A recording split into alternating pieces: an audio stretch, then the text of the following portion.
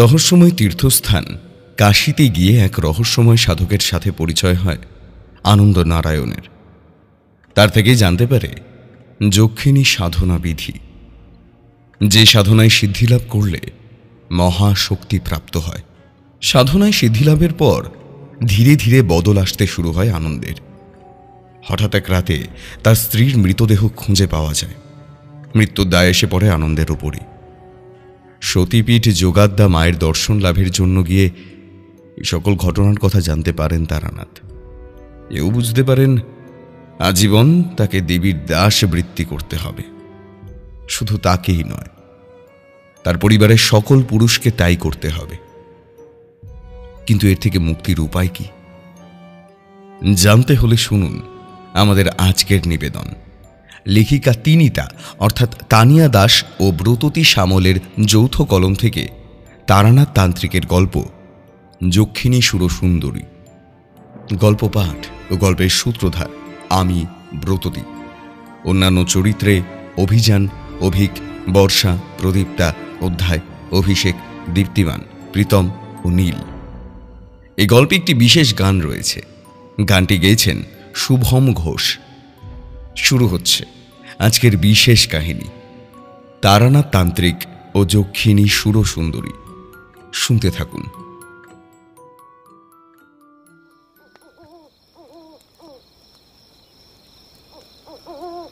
দোতলা বাড়িটা নির্জন, রাত গভীর। বাড়ির সবাই ঘুমিয়ে পড়েছে। ঘরের দরজা বন্ধ। ফুল, চন্দন আর সুগন্ধি ধূপের গন্ধে আমোদিত হয়ে উঠেছে ঘরটা। সাধনার অন্তিম দিন আজ। আজই সে আসবে বরদান দিতে, নয়তো আর কখনোই সে আসবে না। তবে কি সিদ্ধিলাভ হবে না? আকুল উৎকণ্ঠায় অস্থির হয়ে ওঠে যুবক। হঠাৎই সুগন্ধ আরও তীব্রতর হয়। এ তো শুধু ফুলের আর ধূপের গন্ধ নয়। এই গন্ধ তবে কার? ছমছম করে বেজে উঠল অসংখ্য অলঙ্কার। চমকে তাকালো সাধক। দেখল জ্যোৎস্নার রেণুকণার মতো অগুন্তি জোনাকি যেন ভিড় করেছে তার ঘরে। নীলাভ আলো তার চোখের নিমেষে সেই মৃদু আলোর রাশিতে গড়ে উঠল এক অপরূপ নারীর অবয়ব। মধুর চেয়েও সুমধুর গলায় হেসে উঠল কেউ। তারপর কোমল কণ্ঠে কথা ফুটিয়ে বলল, আমি তোমার সাধনায় তুষ্ট হয়েছি। বলো বলো তুমি কি চাও? সাধক বাকরুদ্ধ। এত সুন্দরী কোনো নারী তার সামনে এভাবে কখনো আসেনি। বিচিত্র বসন তার দেহে, দু চোখে যেন মদিরা মেশানো দৃষ্টি। খোলা চুল অন্ধকার হয়ে চাঁদের পিঠে পড়েছে। কামনা বোধে উন্মত্ত হয়ে উঠল সাধক। দুহাত বাড়িয়ে গাঢ় গলায় বলল, দেবী, ধরা দাও দেবী, আমি তোমাকেই চাই। মুহূর্তে সেই অপরূপা সাধকের বাহু বন্ধে ধরা দিল। চুম্বন এঁকে দিল সাধকের ঠোঁটে। তারপর তার কানে কানে মধু ঢেলে বলল, দিলাম, আমি তোমায় আমাকেই দিলাম। কিন্তু মনে রেখো, আমি ছাড়া তুমিও আজ থেকে আর কারোর নও। কারোর হওয়ার কথা দুঃস্বপ্নেও ভাববে না। ভাবলে সর্বনাশ হয়ে যাবে। সাধক তখন নিজের অজান্তেই সর্বনাশের দরজায় পা রেখে ফেলেছে। তার তখন হ্যাঁ না কিছুই বলার বোধ নেই।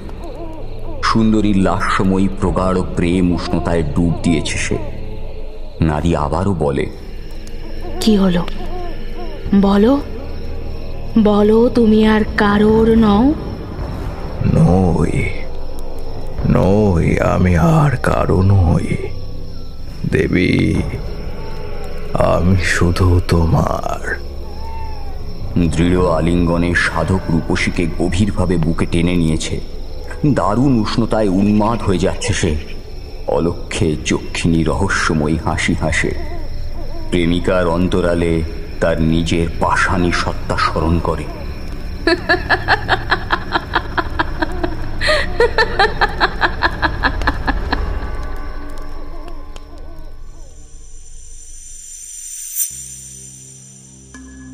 জ্যৈষ্ঠ মাসের গরম, তার উপর আজ আবার এক সম্প্রদায়ের জীবনে একটা বিশেষ দিন। আজ জামাই ষষ্ঠী, মানে জামাইদের অসীম প্রাপ্তি যোগের তিথি শাস্ত্র মতে। এই যেমন শাশুড়ি মায়ের যত্ন, শ্বশুরমশাইয়ের আদর ইত্যাদি ইত্যাদি। কিন্তু ব্যাপারটা আসলে হয় ঠিক উল্টোটাই, মানে শ্বশুরবাড়ির পক্ষে। শ্বশুরমশাইয়ের কাছাটা খুলে পড়ে যাওয়ার জোগাড় হয় জামাই মহাশয়ের যত্ন করতে গিয়ে। এই মানে ল্যাংড়া আম, পাকা কাঁঠাল, জল ভরা সন্দেশ, মিষ্টি দই, কচি পাঠা, পাকা রুই, গলদা চিংড়ি, এছাড়াও আরও অনেক রকম ফিরিস্তি। জিনিসপত্রে তো আর হাত দেওয়া যায় না আজকাল। আর তার উপর এই দিনটাতে তো আবার জিনিসপত্রের দাম আগুন। কিন্তু তাই বলে তো আর শ্বশুর মশাইয়ের অর্ধাঙ্গিনী শুনবেন না। ওসবের খবর তিনি জানেন না, আর জানতেও চান না। জামাইকে ভালো করে রেঁধে সামনে বসিয়ে খাওয়াবেন, নিজের হাতে পাখার বাতাস করবেন, তাকে নতুন পোশাক উপহার দেবেন। তিনি কেবল এইটুকুই বোঝেন। কিন্তু কেউ সহজে যেটা বোঝে না তা হলো জামাই ব্যক্তিটিরও অবস্থা বেশ সঙ্গীন হয়ে পড়ে এই দিনটা এলে। কারণ সে যেরকম পাচ্ছে সেরকম তাকে দিতেও হচ্ছে। শাশুড়ি মায়ের জন্য কস্তা পেরে দামি তাঁতের শাড়ি, শ্বশুরমশাইয়ের মাল কোচা দেওয়া গরদের ধুতি, তসরের পাঞ্জাবি, শৌখিন চাদর, এছাড়াও হাড়ি ভরা রসগোল্লা, হাড়ি ভরা মিষ্টি দই, জোড়া ইলিশ জ্যৈষ্ঠী মাসে সোনার দামে কেনা। কিনতেই হবে, না কিনলে শুনতে হবে, বছরের একটাই তো দিন, মা বাবা কত যত্ন করেন তোমায়, তারা তো কোনো ত্রুটি করেন না জামাই বলে। তোমারও তো কোনো কর্তব্য আছে নাকি? ঠিক মতো তত্ত্ব না নিয়ে গেলে আমার মুখটা থাকে কি করে বলো তো বাপের বাড়িতে? ভালো কথা বলছি, যাব যখন এমনই জিনিস সঙ্গে নিয়ে যাব যা 5 জনে দেখবে, দেখে বলবে হ্যাঁ বাপের বাড়ি এসেছে বটে, না হলে অমন যাওয়ায় আমার কাজ নেই। জামাই ভালো মতোই জানে যাওয়া যদি না হয় সেদিনটা তো হবেই। তাছাড়াও আগামী দিন 15 ভর সুখী গৃহকোণ উত্তপ্ত করে তুলবে ছুতোয় নাতায়। অশান্তি অনিবার্য। তাই বুদ্ধিমান মানুষ পিঠ বাঁচানোর খাতিরে দিনের শান্তি রাতের ঘুম বিপন্ন করবে না। অর্থাৎ চিরাচরিত যা হয়ে থাকে তাই হয় প্রতি বছর। তাই সেই রীতি পালন করতে যেতে হয়েছিল আমায়। গিন্নি সেখানেই থেকে গেলেন। আগামীকাল সোমবার, সপ্তাহের প্রথম দিন। তাই আমার আর এক বেলার বেশি 2 বেলা শাশুড়ির যত্ন পাওয়া হলো না। সাহেব লোক তো আর ওসব অত একটা বোঝে না। তাই মোটামুটি বিকেল বিকেল পরনের পোশাক আশাক ঠিক করে নিয়ে মাথায় হালকা চিরুনি চালিয়ে 1 গেলাস বেলের শরবত খেয়ে বেরিয়ে পড়তে হলো। আমার শ্বশুরবাড়ি গ্রাম অঞ্চলে। সেখানকার স্টেশন থেকে ট্রেন করে জংশনে এসে আবার ট্রেন ধরে তবেই শহরে আসা যায়। পৌঁছে গিয়েছি প্রায় এমন সময় হঠাৎ নজর হলো, আরে ও মা, এতক্ষণ মুখের কাছে খবরের কাগজ ধরে যে ভদ্রলোক বসেছিলেন সে যে স্বয়ং বিভূতি বানর যে। দেখো দেখি কাণ্ড, কাছাকাছি মুখোমুখি বেঞ্চিতে বসে আমি তাকে ঠাহরি করতে পারিনি এতক্ষণ। আসলে কামরায় গাদাগাদি ভিড় ছিল। ক্রমে ক্রমে সে ভিড় খালি হয়ে গেছে। গন্তব্য যত এগিয়ে আসছে ততই শূন্য হচ্ছে কামরাটা। এইবার আমি বেঞ্চি ছেড়ে সবে উঠে দরজার সামনে গিয়ে দাঁড়াবো ভাবছি, এমন সময় দেখি বেঞ্চির এক কোণে জানালার দিকে পিছন করে যে লোকটা বসেছিল সেই লোকটার মুখ। ফস করে বলে ফেললাম, আরে বিভূতি যে, কোত্থেকে? কোথা থেকে আবার? তুমি যেখান থেকে আসছো আমিও তাই। সারাদিন কাগজটা পড়া হয়নি, তাই ট্রেনে বসে পড়ছিলাম। বেশ ভালোই হলো, চলো নামা যায়। আরে দাঁড়াও মা, ট্রেন তো এখানে দাঁড়াবে কিছুক্ষণ। আগে সামনেটা খালি হয়ে যাক, তারপর নামবো, হয়তো ভিড়ের মুখে পড়তে হবে। আরে দূর, স্টেশনে পৌঁছিয়ে খামোখা বসে থাকবো কেন? চলো চলো। আমি বিভূতিবাবুকে তাড়াতাড়ি ট্রেনের দরজায় নিয়ে এসে দাঁড়ালাম। ট্রেনটা ক্রমশ গতি কমিয়ে আনছে, ফসফস করে দীর্ঘ নিঃশ্বাস ছাড়তে ছাড়তে। এমন সময়, এই কিশোরী, কিশোর, তুমিও নেমে এসো, না হলে এক্ষুনি ভিড়ের মুখে পড়বে। আরে শোনো।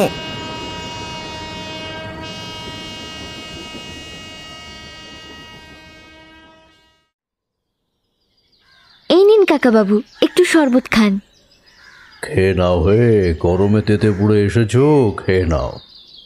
বেলা 6টা বাজলে কি হবে, এখনো রোদ মরেনি। সন্ধ্যা হতে ঢের দেরি, আর রাত হলেই বা কি আরাম। ঝালার ওপর যন্ত্রণা, গরম তো এক ফোঁটাও কমে না। শরবতটা খাও, আরাম হবে, খাও। আর গরমের দিনে লেবুর শরবত খাওয়া শরীরের জন্য খুব উপকারী। খাও খাও, খেয়ে নাও। চারির হাত থেকে শরবতের গ্লাস নিজের হাতে নিলাম ঠিকই, কিন্তু মুখে তুললাম না। তখনও আমার মাথাটা আবহাওয়ার চেয়ে দ্বিগুণ বেশি গরম হয়ে রয়েছে। ভীষণ রাগ হচ্ছে পাশে বসে থাকা মানুষটাকে দেখি। সেও সেটা বুঝতে পারছে, আর বুঝেই যেন তার আমোদ বেড়ে গেছে শতগুণ। সেই স্টেশন থেকে পেরাপেরি করছে, ব্যর্থ হচ্ছে তখন থেকে, তবুও ক্ষান্ত হচ্ছে না। কিশোরী বলল, আরে কি মুশকিল, এবার কিন্তু তুমি ছেলে মানুষই করছো। পানটা অমন করে ফেলে দিলে। প্রতিদিন কি আর স্টেশনে যাওয়া হয়? কালে ভদ্রে যাই, এই পান খেতে পাই, সেই জিনিসটা তুমি অমন করে নষ্ট করলে। এ কিন্তু তোমার ভারী অন্যায়। এখন শরবতটা খেয়ে নাও, না হলে ওটা যে গরম হয়ে যাবে। লক্ষ্য করলাম তারানাথের ঠোঁটের কোণে হাসি। চারি বললে, শরবত গরম কি করে হবে কাকাবাবু? কিশোরী কলেজের অধ্যাপকের মতো বলল, আহা, কেন? সব ছেঁকে আনা গরম চা যদি খেতে দেরি হলে জুড়িয়ে ঠান্ডা হয়ে যেতে পারে শীতের দিনে, তাহলে এমন বিদগুটে গরমের দিনে কুঁজোর ঠান্ডা জলে পাতিলেবু, নুন, চিনি দিয়ে তৈরি করা শরবত চট করে খেয়ে না ফেললে আবহাওয়ার তাপে গরম হয়ে যেতে পারে না কেন? চারির মুখেও হাসি ফুটল। বাহ, বেশ বলেছেন তো। হেসে বাড়ির ভেতরে চলে গেল চারি। কিশোরী আধ গ্লাস শরবত খাওয়া শেষ করে ফেলেছে। আমি আর সঙ্গের মতো গ্লাস ধরে বসে থাকতে পারলাম না। চুমুক দিলাম, প্রাণটা যেন জুড়িয়ে গেল। তারানাথ কি যেন একটা জিনিস দেখছিলেন, পাঁজির মতো উল্টোতে উল্টোতে। এবার সেটা বন্ধ করে পাশে সরিয়ে রেখে বললেন, তা তোমরা যে আজ এই সময় আমার কাছে, না মানে আজ তো তোমাদের রাজার হালে শ্বশুর বাড়িতে থাকার কথা, জামাই ষষ্ঠীর নেমন্তন্ন, যাওনি? হ্যাঁ, যাবো না কেন, গিয়েছিলাম তো, কিন্তু রাত থাকার তো উপায় নেই। কাল সকালেই অফিস, তাই বেলাবেলি বেরিয়ে পড়েছি। বিভূতিও তো গিয়েছিল, আমার মতোই থাকতে পারেনি। আমরা তো একসঙ্গে এলাম। দেখুন না, দুজনের দেখা হলো বলেই না আজ একসঙ্গে দুজনেই ঢু দিলাম। ও ছাড়া কি আমি, আর আমি ছাড়া কি ও এখানে কেউ আসতে পারি? এলেও তেমন একটা জমেও না ব্যাপারটা। কি হলো বিভূতি, কিছু বলো। কিশোরীর এই অতিরিক্ত সরলতাটা আমার সহ্য হলো না।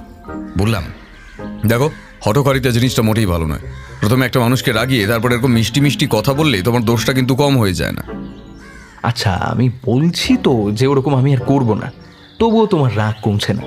মেজাজ শান্ত করো, ঠান্ডা করো। করো বললেই করা যায় না। তুমি জানো আমার কত চিন্তা হচ্ছিল, ট্রেনটা স্টেশনেই থামতো, অথচ তোমার সবুর সইল না। একটা যদি অঘটন ঘটে যেত। আরে সংসারী মানুষ, একটু তো সচেতনতা থাকবে। ছেলে মেয়ে বউঠান সংসারটাও তো চিন্তা করতে হবে। বয়সটাই বেড়েছে, বুদ্ধি বলে তো কিছু নেই ঘটে। আরে হয়েছে হয়েছে, বলি ব্যাপারটা কি? কিচ্ছু না ঠাকুরমশাই। কিছু নয় মানে, আপনি জানেন ও কি করেছে? বিভূতি তারানাথের মতো করে এই খানিকক্ষণ মানে ঘণ্টাখানেক আগে ঘটা ঘটনাটার কথা বলতে লাগলো। সেইটা শুনে তারানাথ বললেন, না না না, বিভূতির রাগ করার যথেষ্ট কারণ আছে। হঠকারিতা জিনিসটা কখনোই ভালো নয় কিশোরী। ও কাজ যারাই করেছে তারাই জীবনে বড় বড় বিপদে পড়েছে। মহাভারতের মাতা কুন্তির কথাই ভাবো না। হঠকারিতার বশে তিনি যদি আত্মহারা হয়ে না পড়তেন, তাহলে অঙ্গরাজ কর্ণকে আজীবন অত বঞ্চনা সইতে হতো না। কাজটা হয়তো একটু বেশি বাড়াবাড়ি হয়ে গেছে এতক্ষণে মনে হলো আমার, কিন্তু তখন মোটেই মনে হয়নি। তখন মনে হয়েছিল শুধু শুধু দাঁড়িয়ে কি হবে, ট্রেন তো প্রায় থামতেই বসেছে, আর থামলেই স্টেশন চত্বর ছেয়ে যাবে ভিড়ে। ছুটির দিন হলে হবে কি, পথে ঘাটে মানুষের তো আর কোনো অভাব নেই। রেলগাড়ি চড়ে অনেকেই আজ নেমন্তন্ন খেতে গিয়েছিল, আমাদের মতো তারাও ফিরে এসেছে। ট্রেনটা থামতে না থামতেই কামরাগুলো থেকে হুড়মুড়িয়ে জনসমুদ্র নেমে পড়বে স্টেশন বালিয়াড়িতে। শুধু শুধু ভিড়ের মধ্যে পড়তে হবে, আর সবচেয়ে বড় কথা, রসিকের পানের দোকানে লম্বা ভিড় পড়ে যাবে তার সাথে। দোকানটা তার ছোট, রসিক মানুষটিও খাটো, কিন্তু তার বেটে বেটে মোটা মোটা আঙুলে খিলি সাজা পানের যা স্বাদ, ওহ কি বলবো আপনাদের। একবার খেলে বারবার খেতে ইচ্ছা করে। কিন্তু স্টেশনে আসা হয় মাঝে সাঝে, তাই জিনিসটা বেশ দুর্লভ। ওই পানের টানে আমি ঝুঁকিটা নিয়ে ফেলেছিলাম। মানে ট্রেন স্টেশনে ঢুকছে কিন্তু থামেনি। এমন সময় বিভূতির রাগের সূত্রপাত করে আমি এক লাফে ট্রেন থেকে নেমে গেছি। বিভূতি ট্রেনটা থামার পর নেমেছে, নেমে আমায় দেখতে পায়নি। কালো কালো মাথা আর গোলগাল ভুঁড়ি চড়ে বেড়াতে শুরু করেছে ততক্ষণে। কি বলবো ঠাকুর মশাই, বুকটা ধরাস করে উঠেছিল। নিজে নেমে দেখলাম ধারে কাছে কিশোরী নেই, গেল কোথায়। এদিক ওদিক খুঁজছি আর কারো কনুইর কারো সাইড ব্যাগের গুঁতো খাচ্ছি। এসব করতে করতে মনে হলো ওইখানটাতে নেই তো। বলা তো যায় না, কিশোরীর পক্ষে অসম্ভব কিচ্ছু না। তার মুখের কথা আর পায়ের গতি দুটোই অবাধ্য। তাই অনেক কষ্টে ঠেলাঠেলি করতে করতে দোকানটার সামনে এসে পৌঁছলাম। আর পৌঁছেই দেখি, আরে রসিকজি, লাজবাব পান, লাজবাব। দিন দিন। না না, কাগজে মুড়তে হবে না, আমরা তো। কিশোরী তুমি এখানে? আমি তো সারা স্টেশন গরু খোঁজা খুঁজছি। ও দাও, হ্যাঁ তুমি এসে গেছো। হ্যাঁ এই নাও নাও, পান খাও। তাড়াতাড়ি এলাম এই পানটার জন্য। আরে দেখো কত ভিড় হয়ে গেছে। পান? তোমার মতো মানুষ হয়? আমি চিন্তায় চিন্তায় পাগল হয়ে যাচ্ছি। আরে রেখে দাও তোমার পান। অমন করে পানটা নষ্ট করলে। আরে কোথায় যাচ্ছ? এই রসিকজি, টাকাটা নিই। এই বিভূতি, শোনো বিভূতি, আরে দেখি দেখি, একটু একটু যাই দেখি। আরে একটু একটু সরে আমার যেতে দিন দেখি। সে কত কাণ্ড করে যে পাশ কাটিয়ে স্টেশন থেকে নেমে এসেছি, সে কি বলবো আপনাকে। দেখি বাবু টানা রিক্সায় চড়ে বসেছে, আমিও বসলাম। আরে বিভূতি শোনো, এখনো তো সন্ধেই হয়নি। এত তাড়াতাড়ি বাড়ি গিয়ে কি করবে? বৌঠান তো নেই। চলো একটু মটলেন যাওয়া যাক। হ্যাঁ যাবে? চলো ভাই মটলেন। খেলে না তুমি তো পানটা, খেলেই না। সত্যিই রসিকের পানের তুলনা হয় না। সারাটা রাস্তা কত কথা বললাম, একটা কথার উত্তর নেই, খালি ভ্রুকুটি। আপনার কাছে তাই নিয়ে এলাম ঠাকুর মশাই। দেখুন, আমি কথা বেশি বলি তা জানি, সেই সব কথা ধরতে গেলে সবই বাজে কথা। কিন্তু এই মানুষটা এরকম বোবা হয়ে থাকলে না না, আমার তো সহ্য হবেই না। আপনি তো সবই পারেন, আপনি ওর মুখের তালার চাবিটা খুলে দিন তো। এইরকম গোমরা মুখ বিভূতি আমার একদম পছন্দ না। তা বলছি, তার আগে তুমি আমায় বলো, এরকম ছেলে মানুষই বাড়াবাড়ি আর কখনো করবে না। না না, কখনো নয়। এই তো কান মুলছি। ওই অবস্থাতেও বুড়ো ছেলেটাকে কান মুলতে দেখে আমার হাসি পেল। তারপর তারানাথ বললেন, বিভূতি, এইবারটা ওকে। আমি কিশোরীর দিকে চাইলাম। সে বলল, এই তো, বাহ, ঠিক হয়ে গেছে। তোমায় কথা দিচ্ছি, পরের বার যখন স্টেশনে যাব তখন রসিককে দিয়ে তোমার জন্য চবন বাহার পান সাজিয়ে আনবো। হ্যাঁ, দুটো আনবো, আজকের দিনেরটাও সেদিন পাবে। হেসে উঠলেন তারানাথ। আমিও হাসলাম। এরকম লোকের উপর কি রাগ করে থাকা যায়? হাসতে হাসতেই তারানাথ বললেন, দেখো, মানুষের অতীত বর্তমানকে চালনা করে, আর বর্তমান অভিজ্ঞতা জন্ম দেয় ভবিষ্যতে। না বুঝে করে ফেললেও হঠকারিতার দায় যদি কোনো অঘটন ঘটে যায়, তবে কিন্তু তার ফল মানুষকে চোকাতেই হয়। পাসিং শো আজ আনা হয়নি, সেই মেজাজে ছিলামই না। আর কিশোরীও আমায় তৈলমর্দন করতে করতে ব্যাপারটা এড়িয়ে গেছে। কিন্তু তাই বলে তাল কাটলো না। বলতে গেলে একরকম স্বইচ্ছায় উপযাচক হয়েই গল্প বলতে শুরু করলেন তারানাথ। এই হঠকারিতা শব্দটাই তার গল্পের শিরোনাম হলো মনে হলো। চারি, এবার একটু চা দিয়ে যা না মা, একটু চা দিয়ে যা। তারানাথ ধুতির খুঁট দিয়ে কপাল আর গালের ঘাম মুছলেন। ভেতর বাড়ি থেকে শাঁখের আওয়াজ হলো। হ্যাঁ, তারপর কে কি ভুল করে ফেলেছিল ঠাকুর মশাই, আর তার জন্য অঘটনই কি ঘটেছিল? আজ থেকে প্রায় 30 বছর আগেকার কথা, বুঝলে। বর্ধমান গ্রামে গ্রামে ভবঘুরে হয়ে ঘুরে বেড়াচ্ছি। তখন আমার মূল উদ্দেশ্য ছিল ক্ষীর গ্রামের দেবীপীঠ মা যোগাগ্দা মন্দির দর্শন করার। চলতে চলতে সেখানে গিয়ে পড়লাম দেবী যোগাগ্দা হলেন 51 সতীপীঠের এক পীঠের অন্যতমা অধিষ্ঠাত্রী দেবী। সেই মন্দির দর্শন করে মায়ের পায়ে প্রণাম জানিয়ে দুপুরে সেখানেই প্রসাদ পেয়েছিলাম সেই দিন। তখন মাঘের শেষ ফাল্গুনের শুরু। বারটা ছিল বুধবার, শুক্লা সপ্তমী তিথি। বছরের ওই সময়টাতে সন্ধ্যের দিকে এক বিশেষ লগ্নে আকাশের দক্ষিণ পূর্ব কোণে কালপুরুষ দেখা যায়। আমি তাই দেখতে দেখতে পথ চলছিলাম। ফাল্গুন পড়লেও তখন বাতাসে বেশ ভালোই শীতের আমেজ আছে। গ্রামান্তরের শৈত্যতা একটু বেশি অনুভব করা যায়। সেখানে তো আর কলকারখানা নেই, ধুলো নেই, ধোঁয়া নেই। সেখানে সবুজ ঘাস, সজীব গাছ আর বিশুদ্ধ পরিবেশ। তাই মায়ের আঁচলের গন্ধের মতো নিখাদ শুদ্ধ বাতাবরণ সেখানকার। মনটা উদাস হয়ে গিয়েছিল। হঠাৎ কানে একটা গান ভেসে এলো। দিনে দিনে বাড়লো তেনা দয়াল তোমার দ্বারে, আমার আমির হদিশ করি খুঁজে মরি তারে। দিনে দিনে বাড়লো দেনা দয়াল তোমার দ্বারে, আমার আমির হদিশ করি খুঁজে মরি তারে। দিনে দিনে বাড়লো দেনা।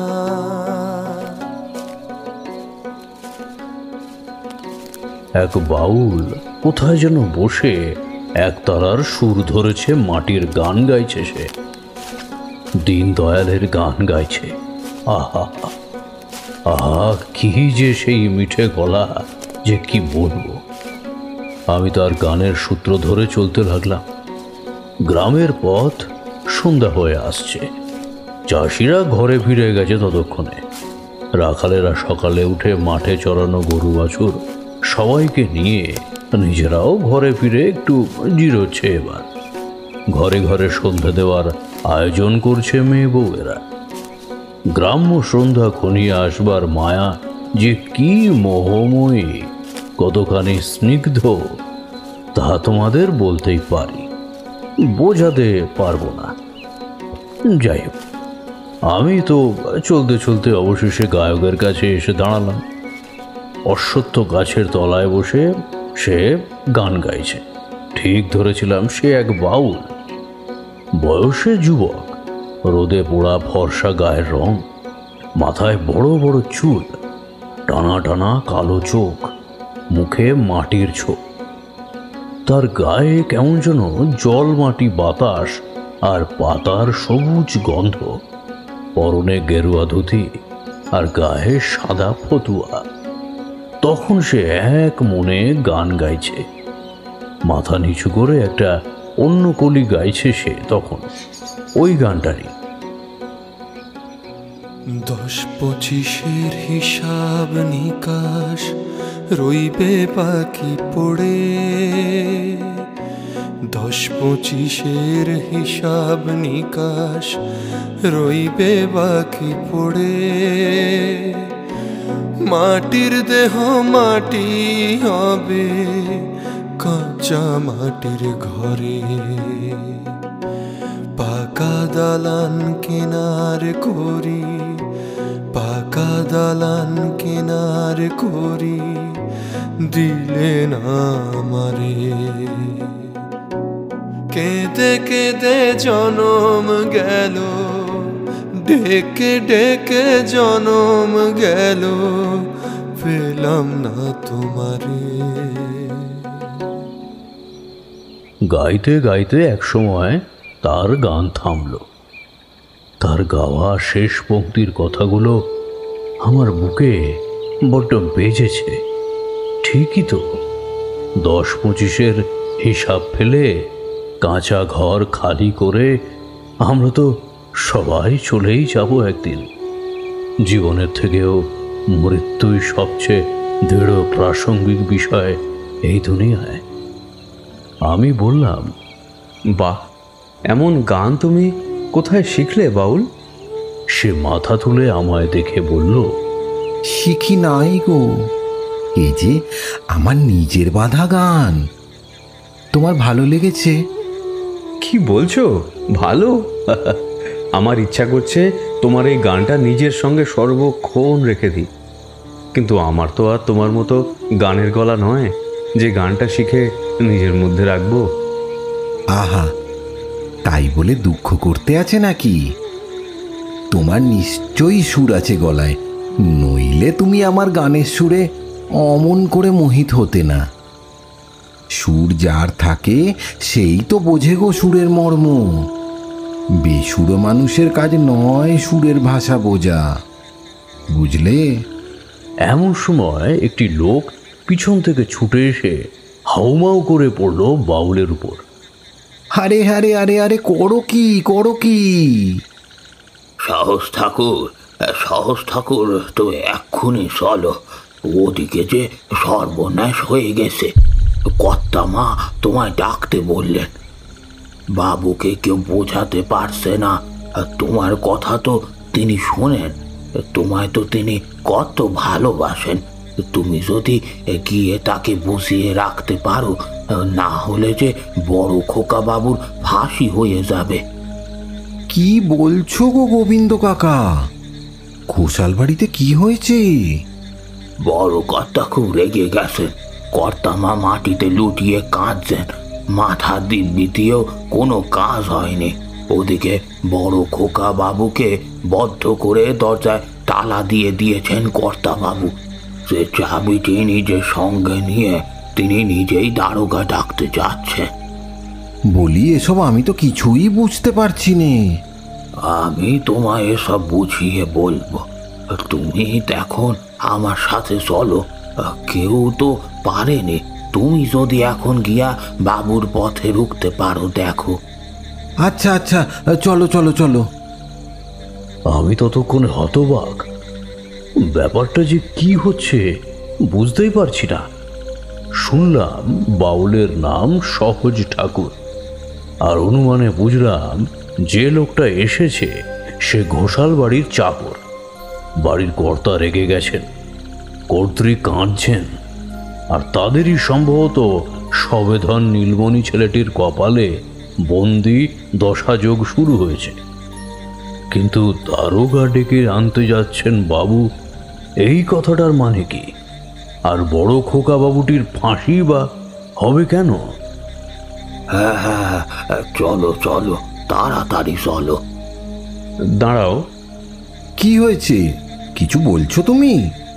হ্যাঁ, কোথায় যাচ্ছ তুমি? এই তো এই কাছেই ঘোষাল কর্তার বাড়ি যাচ্ছি গো। এই যে গোবিন্দ দাদা তেনার বাড়িতে কাজ করে, আমায় ডাকতে এসেছে। মা নাকি ডাকতে বলেছেন আমায়, কিন্তু আমায় কেন ডাকতে বলেছেন না আমি কিছুই বুঝতে পারছি না। কর্তা যদি রেগে যান, তিনি বড় মানুষ, আমি কি তাকে শান্ত করতে পারবো? পারবে পারবে, তুমি পারবে। তোমার গানে যে জাদু আছে গো সহজ ঠাকুর। কর্তামা কি আমায় মিশি মিশি তোমার কাছে পাঠালে? বাড়ি শুদ্ধ লোক বাবুর কাছে জুজু হয়ে গেছে, এখন তুমি ভরসা। দেরি করো না, চলো, বাবু যদি বেরিয়ে পড়ে। গোবিন্দ সহজকে টেনে নিয়ে যেতে লাগলো। আমি হেঁকে বললাম, দাঁড়াও দাঁড়াও, আমিও তোমার সঙ্গে যাব সহজ ঠাকুর। তুমি? কিন্তু তুমি কে? না মানে আমার সঙ্গে যেতে চাইছো চলো, কিন্তু তোমাকে তো আমি এই গ্রামে আগে দেখিনি, তাই তোমায় নিয়ে যাব। আমি বাইরে থেকে এসেছি, বিদেশি পথিক। মা যোগাদ্দাকে দেখতে এসেছিলাম, তোমার গান শুনে তোমার কাছে এলাম। আর এখন তোমাদের কথাবার্তা শুনে মনে হচ্ছে আমার তোমাদের সঙ্গে যাওয়া উচিত, তাই যেতে চাইছি। আমায় নিয়ে যাবে? মানুষটা যেমন নামে সহজ, তেমনি সহজ সরল তার স্বভাব। সে বলল, হ্যাঁ হ্যাঁ, কেন যাবে না, চলো। তবে তবে তাড়াতাড়ি চলো। তাড়াতাড়ি চললাম আমরা। সহজ ঠাকুরের হাতে তার একতারা, আর আমার সঙ্গে আমার ঝোলা। আর আগে আগে অনেকটা ওই শিশু হরিণের মতো লাফাতে লাফাতে চলল গোবিন্দ। সন্ধ্যা হয়ে গেছে। সপ্তমী তিথির জোছনায় চারপাশ বেশ স্পষ্ট। ঝোপে ঝাড়ে ঝিঁঝি ডাকছে, জোনাকি জ্বলছে পাতার কোলে। মেঠো পথ ভেঙে আমরা চলেছি। আন্দাজ মিনিট 20 হাঁটার পর মস্ত দোতলা মাটির বাড়ির বিরাট সদর দরজার সামনে দাঁড়ালাম আমরা। দাঁড়াতেই কানে এলো ভেতরে শোরগোল চলছে। নানান লোক নানান কথা বলছে, আর তাদেরই কথা ছাপিয়ে এক মহিলার কণ্ঠে বুক ফাটা কান্না ধ্বনিত হচ্ছে। ওগো ওগো, কি সর্বনাশ হলো গো! কোন পাপে এমন হলো? আমার ছেলেটা যে এবার ফাঁসি কাটে চড়বে।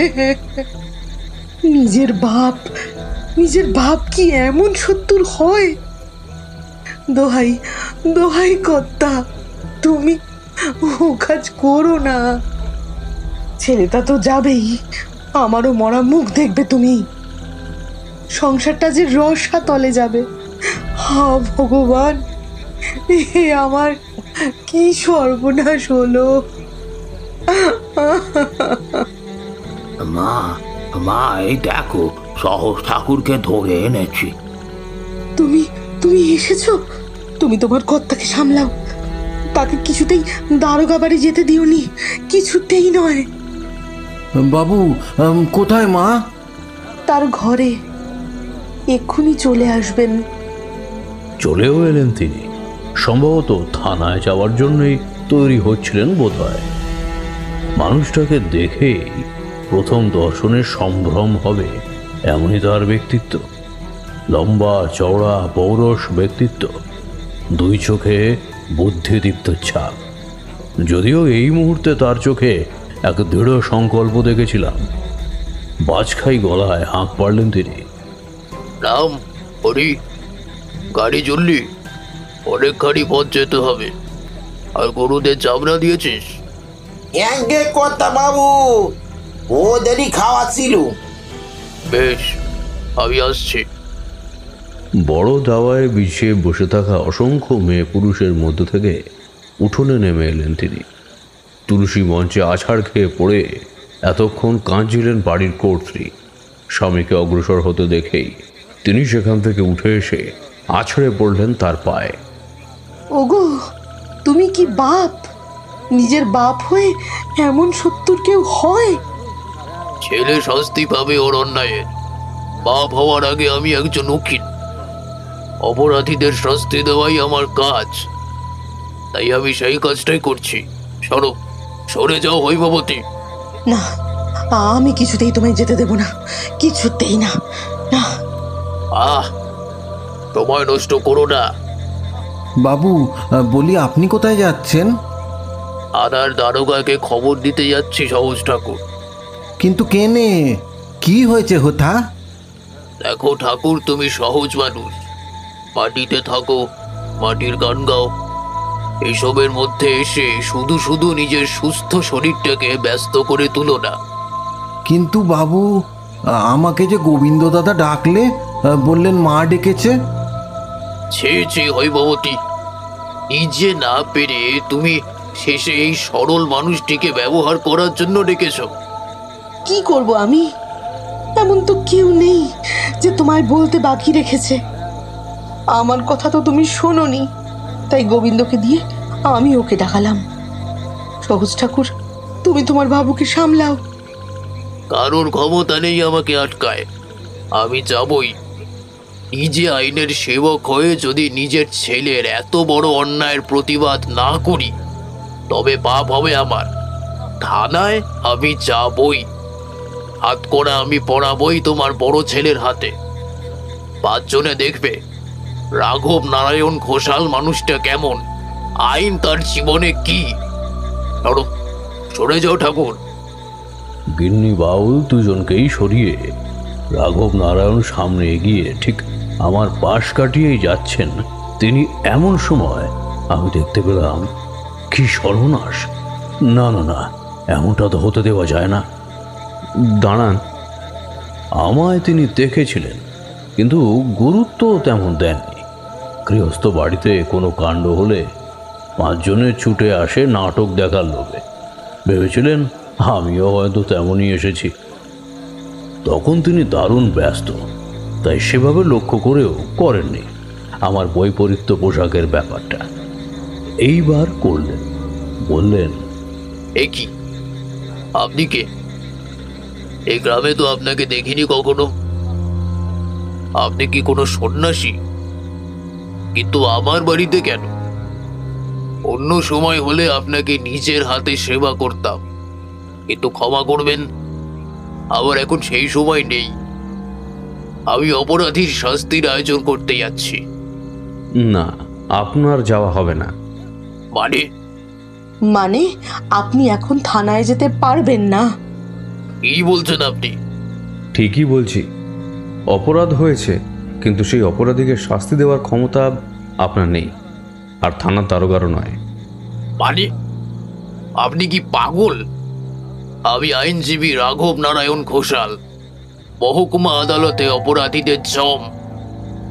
আজ পর্যন্ত আমার লড়া এমন একটাও মামলা হয়নি যেখানে প্রকৃত অপরাধীর শাস্তির ব্যবস্থা করতে পারিনি আমি। কেউ ছাড় পায়নি আমার হাত থেকে। আর সেখানে আমার ঘরে ঘটা অপরাধ, আমার নিজের কাছের মানুষ যে অপরাধী, তাকে শাস্তি দেওয়ার ক্ষমতা আমার নেই। না, নেই। আপনি আমার সঙ্গে একটু নির্জন কোনো ফাঁকা স্থানে যেতে পারবেন? কেন? কথা আছে আমার। আমার এখন সময় নেই। আপনার আবল তাবল কথা শোনার সময় নেই এখন আমার। হুম, আবল তাবল বলছি না। যে কথা বলছি সে কথা এই মানুষের মেলার মাঝখানে দাঁড়িয়ে বললে আপনারই পরিবারের কুৎসা লাগবে। অপমানের আর কি বাকি আছে? হতে পারে সে গরিবের মেয়ে, তাই বলে তার প্রাণটা এভাবে। তার হয়ে কেউ না লড়ুক, কেউ না বলুক, আমি বলবো। বেশ, আপনি যখন এখানেই শুনতে চান তাহলে এখানেই বলি। সত্যিকারের বৃত্তান্তটা আপনার জানা দরকার, নয়তো ক্ষতি সবে হতে শুরু করেছে। এবারের প্রকোপে আপনার সংসার কিন্তু ছারখার হয়ে যাবে। ছেলেকে যদি ঠিক সময় একটু শাসন করতেন, যদি কাজ করবার আগে পরে সেই কাজটার গতি প্রকৃতি নিয়ে একটু গভীরে ভাবনা চিন্তা করতে শেখাতেন, তবে আজ আর এমনটা হতো না। সব বয়সেরই কিছু কিছু ধর্ম আছে, কিন্তু তাই বলে এমন পথ বেছে নেওয়াটা সত্যি অনুচিত কাজ হয়েছে। অন্তত আপনার ছেলের পক্ষে তো বটেই।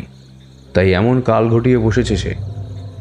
আপনি কে বলুন তো, এইসব কথা বলছেন? আনন্দ নারায়ণ নিজের ইচ্ছায় যার পাল্লায় পড়েছে, তার থেকে ওর কিন্তু মুক্তি নেই, জীবনেও নয়, মরণেও নয়। আপনি কি বাবা হয়ে চাইবেন আপনার ছেলে মৃত্যুর পরেও এক উপদ্রবী দাসত্ব করুক? আপনি আমার ছেলের নাম জানলেন কিভাবে? শুধু তার নাম কেন, তার বিষয়ে আরো অনেক কিছুই, এবং বর্তমানে আপনার গোটা পরিবারের বিষয়ে অনেক কিছুই জানতে পেরেছি এইমাত্র। আপনি কে? এসব কথা তো সবার পক্ষে জানা সম্ভব নয়। সাধারণ ব্রাহ্মণ সন্তান, সামান্য সাধক। আমার নাম তারানাথ চক্রবর্তী। আমি সে কথা জানতে পেরেছি তখন আমার কথাটা নেহাতি ফেলনা নয়, আর আপনার তা শোনা দরকার। আমি নিজে নিত্যদিন আদালতে দাঁড়িয়ে অপরাধীদের ভাগ্যে দণ্ড এনে দিই। নিরপরাধীদের হয়ে, সত্যের হয়ে আইনি লড়াই লড়ি। আর সেই আমি, উকিল রাঘব নারায়ণ ঘোষাল, নিজের ঘরের কেচ্ছা ঢাকা দেব? একটা মেয়ের প্রাণ চলে গেল, খুন করা হলো তাকে, আর হত্যাকারী পার পেয়ে যাবে শুধু সে আমার ছেলে বলে? এ কি ধর্মের কথা? হ্যাঁ, আপনি বলুন, এটা কি ধরনের ধর্মের কথা?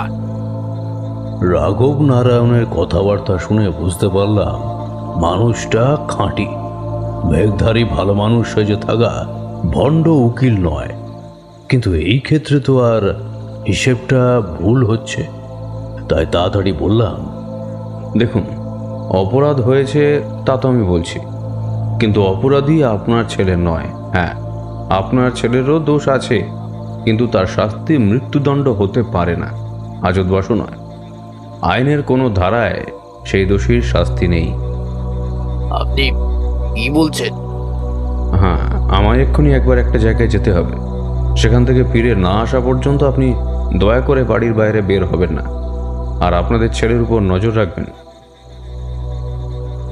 শুক্লা তিথির সন্ধে ঘনিয়ে রাত হতে শুরু করেছে। ঘোষাল বাড়িতে আমি কেবল কর্তার সাথে কথা বলেছি।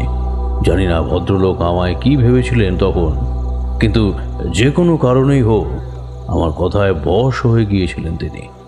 কাজেই যেমনটি বললাম ঠিক তেমনটিই করলেন তিনি। সহজ ঠাকুরকে ধরে তখনও গিন্নি বিলাপ করছেন। আমি তার কাছে গিয়ে বললাম, ঠাকুর, একবার চলো তো। কোথায় গো? আহা, এসো না। আমায় এমন কোনো জাগ্রত শিবালয়ে নিয়ে চলো যেখানে বাবা সদা জেগে আছেন। কথাটা আমায় বলতে হলো, যদিও ভগবান সব ঘরেই আছেন। ঘোষাল বাড়ির ঠাকুর ঘরেও শিবলিঙ্গ নিশ্চয়ই ছিল, কিন্তু সেই সময় ওই বাড়িতে কোনো শুভ কাজ করা যেত না, কারণ এখন ওই ভিটে বেঁধে রাখা হয়েছে। ও হ্যাঁ, তা চলো, কিন্তু সে তো অনেক দূরের পথ। যেখানে মানুষের জীবন মরণের প্রশ্ন, সেখানে কি আর পথের পরিশ্রম প্রাধান্য পায়? চলোই না। বলেই আমি ঝুঁকে সেই উঠোন থেকে খানিকটা কাঁচা মাটি 5 আঙুলের আঁচড়ে তুলে ছোট একটা গুলি পাকিয়ে সেটা নিজের ঝোলায় ফেলে দিলাম। আর কর্তাকে জিজ্ঞাসা করলাম, আপনাদের গোত্র কি? বধূ করল। কয় ছেলে আপনার? আগে 3, আনন্দ নারায়ণ, ধ্রুব নারায়ণ আর রুদ্রনারায়ণ। বড়রই কেবল বিয়ে হয়েছে, বাকিরা এখনো অবিবাহিত। বেশ, আপনি এই দিকটা দেখুন, যা বললাম মনে রাখবেন। চলো সহজ ঠাকুর। ভেবাচাকা হয়ে যাওয়া বাউলকে নিয়ে আমি আবার পথে বেরোলাম। কৃত্রিম আলোর কোনো দরকার নেই, আগেই বলেছি, জোছনা রাত। চলতে লাগলাম আমরা। সত্যি পথ কম নয়। পথে বাউল অনেক প্রশ্ন করল। তোমাদের ঘোষাল বাড়ির বড় খোকাবাবু অসাবধানে এক কাজ করে ফেলেছে, তারই খেসারত দিতে হচ্ছে এখন, আর তারই মাসুল গুনতে হবে এ বাড়ির ছোট বড় সব পুরুষ মানুষকে। কি ভুল কাজ করেছে সে? জিজ্ঞাসা করলো সরল বাউল। কিন্তু কি করে আমি তখন তাকে ভেঙে বলি?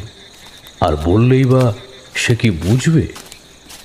তাই বললাম, তোমরা তো দেবীদের জানো, উপদেবীদের কি জানো?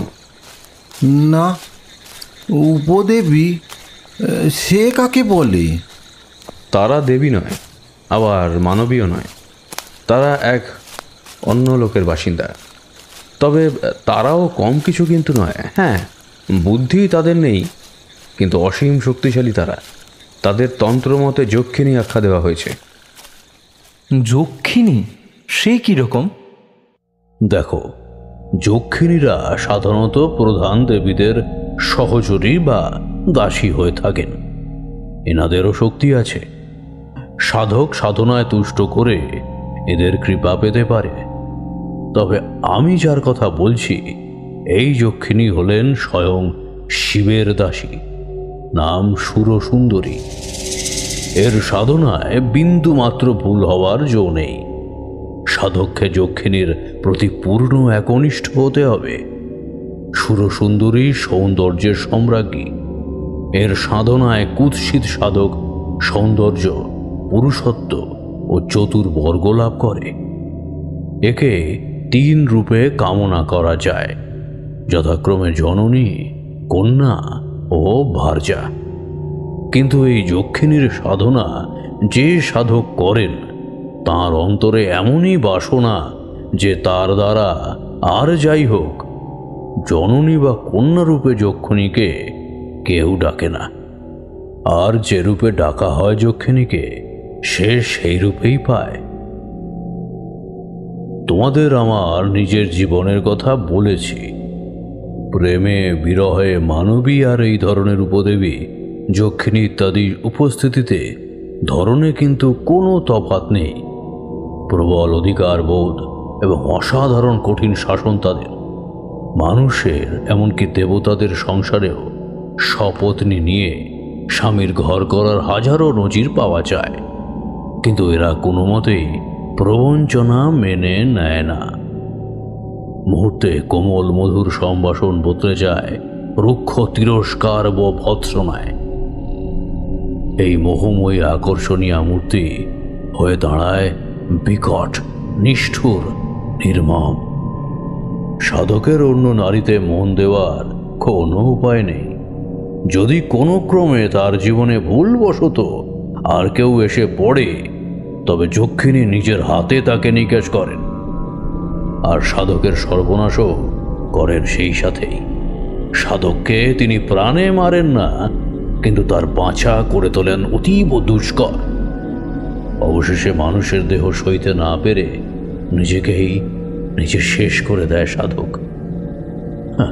তাতেও কিন্তু শান্তি নেই। মৃত্যুর পরে ওই সাধকের বিদেহী আত্মা যক্ষিণীর দাসত্ব বৃত্তি করে অনন্তকাল ধরে।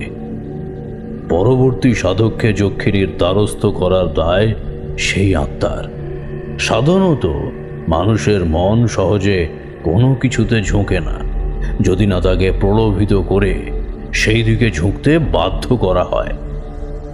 এবার এই প্রলোভন মনের মধ্যে জাগিয়ে তোলে তীব্র বাসনা। আসলে বাসনা জাগায় সেই অভিশাপ প্রাপ্ত আত্মাটি। কোনো বিশেষ ক্ষেত্রে সাধকের অবচেতন সত্তায় উগ্র কামনায় ভাব জাগিয়ে তোলে সেই আত্মা। বাকিটা অবশ্যই তার নিয়তি। তোমরা লক্ষ্য করেছো কিনা জানি না, দেখবে জীবনে এমন ঘটনা অনেকবার ঘটে। হঠাৎ করে কোনো একটা ব্যাপার তোমার ভীষণ জানতে ইচ্ছে করে।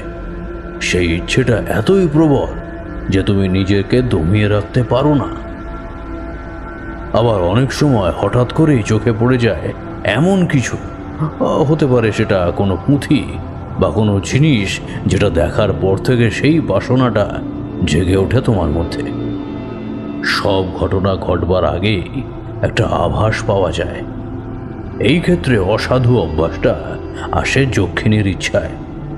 তারপর যা হওয়ার তাই হয়। ভালো মন্দ না বুঝেই সাধক পতঙ্গের মতো আগুনে ঝাঁপিয়ে পড়ে। হ্যাঁ, সে আনন্দ পায়, কিন্তু পরিণতিটা যে কি ভয়ঙ্কর! ছোটখাটো ভুলও হওয়ার উপায় নেই, হলেই সর্বনাশ। এই কথাটা তখনকার মতো সাধক ভুলেই যায়। যাই হোক, তো বাউলের সঙ্গে কথা বলতে বলতে অনেকখানি পথ অল্প সময়ের মধ্যেই দ্রুত পার করে এলাম। এসে দাঁড়ালাম বাবা ষণ্ডেশ্বরের মন্দিরে। পূজারী দেবতার ঘরের দরজা বন্ধ করে দিচ্ছিলেন। অনেক কষ্টে তার কাছ থেকে খানিকটা সময় চেয়ে নিয়ে আমি দেবতার সামনে গেলাম। বাউলকে সবাই চেনে, আর আমারও দর্শনে মানুষ খুব সামান্য হলেও সম্মোহিত হয়ে পড়ে। এটা তোমরাও জানো। মুখে আমি কিছুই বললাম না, কিন্তু মনে মনে ভাবলাম, সামান্য কেন হবে? অসামান্য সম্মোহনী ক্ষমতা জানা আছেই মানুষটার। নয়তো আমাদের মতো 10টা 5টা অফিস করা ঘর সংসারী মানুষগুলো শীত নেই, গ্রীষ্ম নেই, বর্ষা নেই, পথের যানজট এড়িয়ে বাড়ি বসে বিশ্রাম না নিয়ে ঘন ঘন মটলেনে জ্যোতি স্বর্ণবের বাড়ি ছুটে আসতো না। যাই হোক, তারানাথ বলতে লাগলেন, দেবতার সামনে দাঁড়াতে আমার সর্বাঙ্গে কেমন যেন একটা শিহরণ খেলে গেল। বাউলকে বললাম, ঠাকুর, তুমি এখন একটু বাইরে যাও। কোনো প্রশ্ন করল না, সে বেরিয়ে গেল। পূজারী ঘরের বাইরেই ছিলেন। সহজ ঠাকুর তাকে কি যেন বলল, তারপর দুজনেই সরে গেলেন সেখান থেকে। আমি ষণ্ডেশ্বরের পায়ের কাছে পদ্মা আসনে বসলাম। দেবতার ফুলের সাজ সরিয়ে দেওয়া হয়েছে। এখন তাকে বিশ্রাম দেওয়ার সময়। কোথাও কোনো শব্দ নেই, কেবল ছোট্ট একটা প্রদীপ জ্বলছে পিতলের পিল সূচে। শিবলিঙ্গ হীরাভরণ, সম্মুখের নন্দী মহারাজ, শিব স্তব শুরু করলাম আমি। नमस्ते श्री महादेव, नमस्ते गिरिजापते, नमस्ते श्री नंदी वाहन, नमस्ते शिव शंकर, नमस्ते सती प्राणवल्लभ, नमस्ते शशिभूषण, नमस्ते श्री त्रिलोचनाय पिनाक हस्ताय नमो नमः। কতটা যে সময় চলে গেল তা বলতে পারবো না। অবশেষে স্তব থামিয়ে চোখ মেলে তাকালাম, আর দেখতে পেলাম জ্যোতি ফুটে উঠেছে দেবতার ঊর্ধ্বাংশে। আমি ভক্তি ভরে প্রণাম করলাম। ঝোলা থেকে সেই ঘোষাল বাড়ির মাটির গুলিটি বার করলাম, সেটা দেবতার পায়ে ছুঁয়ে দিলাম। তারপর করো জোরে বললাম, বাবা, বাবা দয়া করো বাবা, তুমি ছাড়া এ বিপদে আর কেউ নেই যে বাঁচাতে পারবে আমাদের। আমি তাদের ভালোই করতে এসেছি, ছেলেটার না বুঝে করা দোষের ফল যেন সকলকে ভোগ করতে না হয় বাবা। রাঘব নারায়ণ নেহাতি ভালো মানুষ, তার কোনো অনিষ্ট যেন না হয়। তুমি শান্ত করো, তাকে রক্ষা করো আমাদের। এই বলে আমি চোখ বুঝলাম। আমি তো শিব প্রণাম মন্ত্র পাঠ করছি করো জোরে। হঠাৎ কি যেন একটা শব্দ হলো। প্রণাম শেষ করে চোখ খুলে দেখি ঠিক দেবতার পায়ের কাছে যেখানে আমি মাটির গুলিটা রেখেছিলাম তার সামনে একখানি শ্যামল নিখাত ত্রিপত্র এসে পড়েছে। আমি তো সেই দেখে মহা আনন্দে আত্মহারা হয়ে গেছি। তোমার এত করুণা, এত দয়া, রক্ষা করো বাবা, সঙ্গে থেকো। স্বয়ং মহাদেবের দেওয়া প্রতিকার বস্তুটি সযত্নে মাটি থেকে তুলে আমি মাথায় ছোঁয়ালাম। তারপর আবার তাকে প্রণাম জানিয়ে গুলিটি বাবার পায়ের কাছে রেখেই উঠে এলাম সেখান থেকে। সহজ ঠাকুর পূজারীর সঙ্গে বসে গল্প করছিল। সে আত্মভোলা সদা সহজ মানুষ। মন্দিরের দাওয়ায় এক কোণে বসেছিলেন তারা। বললাম, চলো ঠাকুর, এবার ফেরা যাক। তুমি কিছু পেলে? মানে এখানে যে এসেছিল তাতে কোনো লাভ হলো তোমার? হলো না মানে? বাবার কাছে এসেছি, তার কাছে হাত পাতলে কেউ কি কিছু না পেয়ে ফিরে যায়? সত্যিই ঠাকুর মশাই, আপনি খুব ভাগ্যবান, নিত্যদিন নিজের হাতে বাবার পুজো করেন। ওকে, আপনিও তো ব্রাহ্মণ? হ্যাঁ, আমি ব্রাহ্মণ। আমার নাম তারানাথ চক্রবর্তী। নমস্কার। পূজারীও নমস্কার করলেন আমায়, আমিও করলাম। তারপর তিনি বললেন, বাউলের মুখে শুনলাম, কিন্তু কিছুই বুঝতে পারছি না। আপনি বা কেন এখানে এলেন? সেই সব কথা পরে শুনবেন খন, এখন সময় নেই, রাত হয়ে গেছে, এখন আমরা যাই। পূজারীর কাছ থেকে বিদায় নিয়ে আমরা আবার চলতে শুরু করলাম ঘোষাল বাড়ির উদ্দেশ্যে। যেমন দ্রুত গিয়েছিলাম তার থেকে আরও অনেক বেশি জোরে পা চালিয়ে এলাম। বুকের ভেতরে অশনি সংকেত জানান দিয়ে ঘন্টাটা বাজছে। দরজায় যখন এসে পৌঁছলাম তখন সে এক কাণ্ড হলো, বুঝলে? কি হলো ঠাকুর মশাই, দাঁড়িয়ে রইলেন? ভিতরে যাবেন নে? সহজ ঠাকুর দুপা এগিয়ে সদরের চৌখাট পেরিয়ে দাঁড়িয়ে প্রশ্ন করলো আমায়, এতক্ষণ দুজনেই একসঙ্গে এসেছি, তার সঙ্গে আমারও বাড়ির মধ্যে ঢুকে যাওয়ার কথা, কিন্তু আমি বাইরে দাঁড়িয়ে আছি, তাই সে প্রশ্ন করছে। আমিও উত্তর দিলাম, কিন্তু তার কানে গেল বলে তো মনে হলো না। এদিকে আমি তার কথা শুনতে পাচ্ছি। কিছু বলছো না কেন ঠাকুর মশাই? এসো এসো, তুমি ভেতরে এসো তো। এ কি হয়েছে সহজ ঠাকুর? আপনি বাইরে কেন, ভেতরে আসুন। শুধুমাত্র আপনি বলে গেছেন তাই আমি এখনো পর্যন্ত রয়েছি, কিন্তু আমার যে আর ধৈর্য রাখা সম্ভব হচ্ছে না। আপনি কিছু বলছেন না কেন? সহজের পাশে দাঁড়িয়ে গলা তুলে প্রশ্ন করছেন ঘোষাল কথা রাঘব নারায়ণ। আমি তো উত্তর দিচ্ছি, কিন্তু তারা তো শুনতে পাচ্ছেন না। কিন্তু কেন ঠাকুরমশাই, বাধা কিসের? কাঁচের দেওয়াল যেন। আমার আর তাদের মাঝে তেমন একটা দেওয়ালেরই মতো একটা অদৃশ্য অথচ দুর্ভেদ্য দেওয়াল উঠে গিয়েছে মুহূর্তে।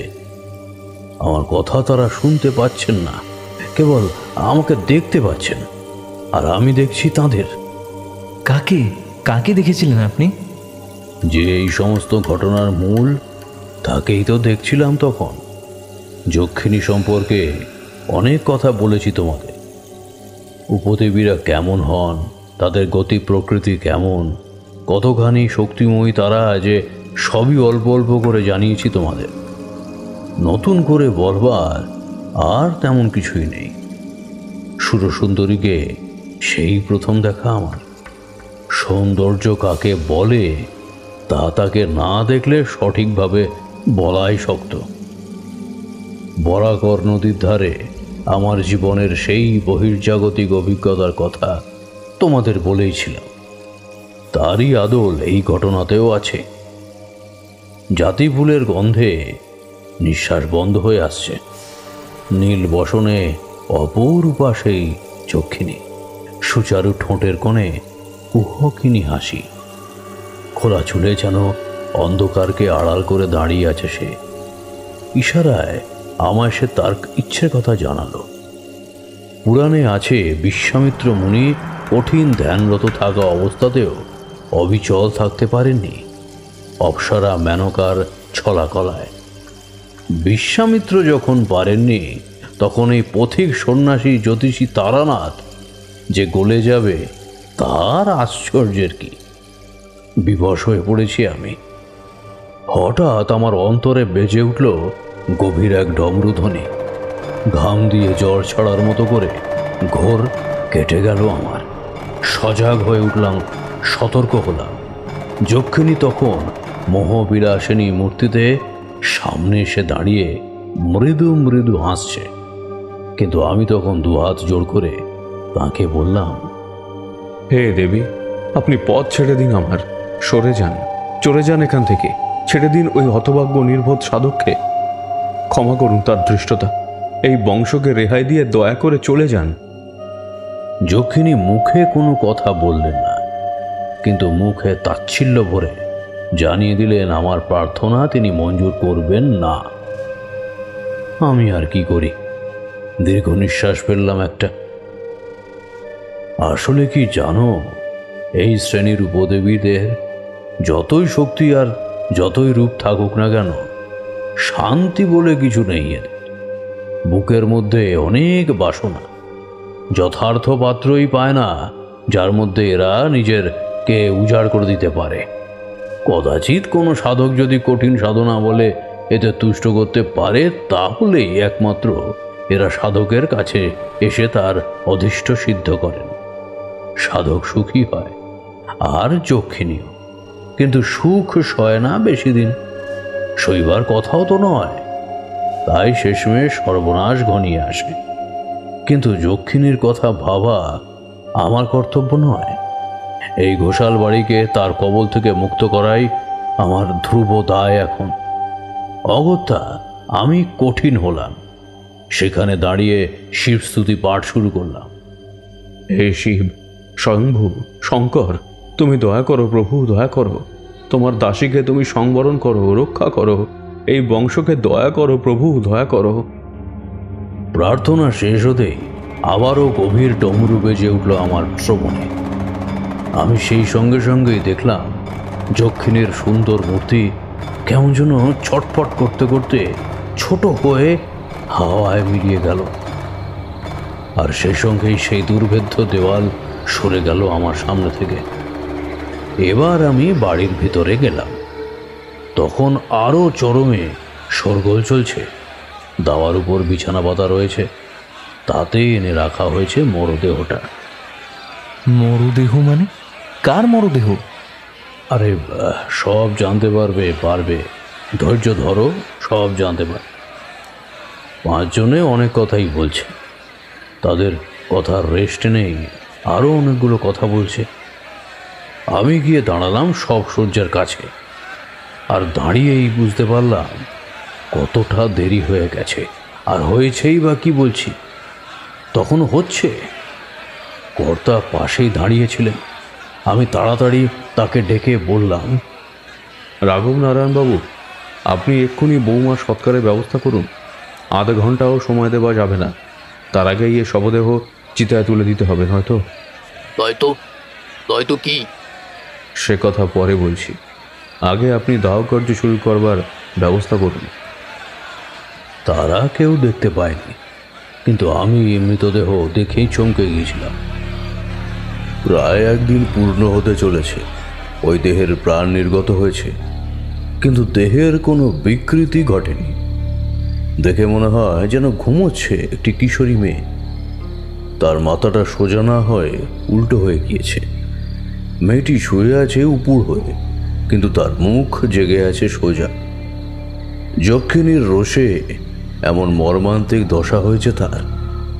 গায়ের চাদর অল্প নেমে গিয়েছিল ওই ঘাট থেকে, হয়তোবা এখানে আনার সময় হয়েছে ওটা, কিন্তু তা তো বড় কথা কিছু নয়।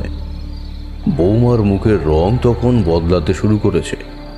কেউ দেখতে পায়নি, আমি দেখতে পেলাম। গাঢ় হতে শুরু করেছে সবুজ রংটা। আমি এর মানে বুঝি নরকের পাপের রং।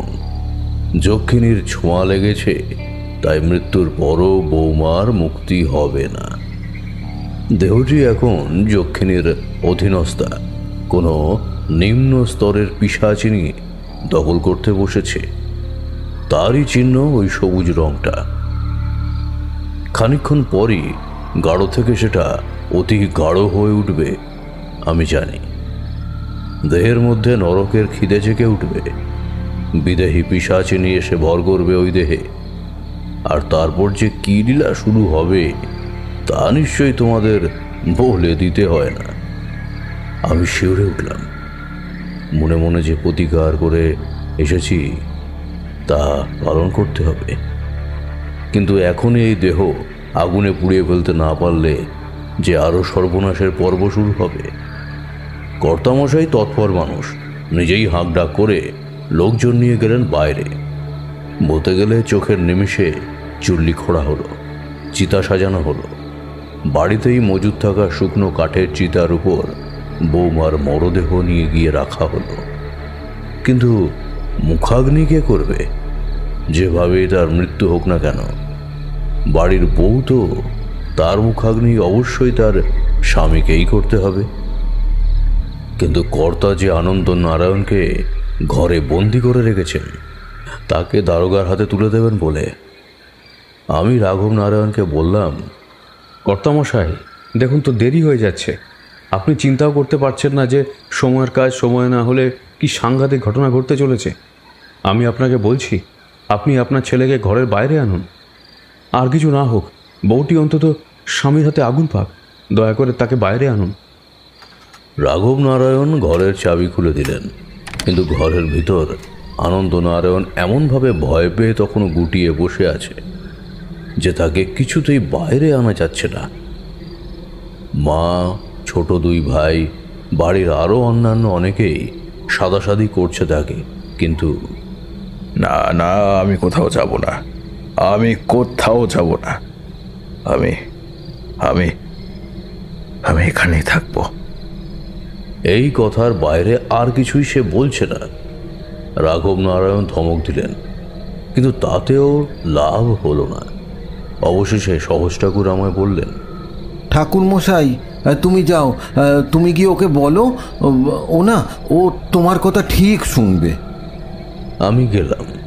দেখলাম ভয় কাঁটা হয়ে গেছে 25-26 বছরের তরতাজা যুবকটি। দেখো, তোমার সঙ্গে কথা বলতে বসবো আমি, কিন্তু একটু পরে। এখন তুমি আমার সঙ্গে চলো।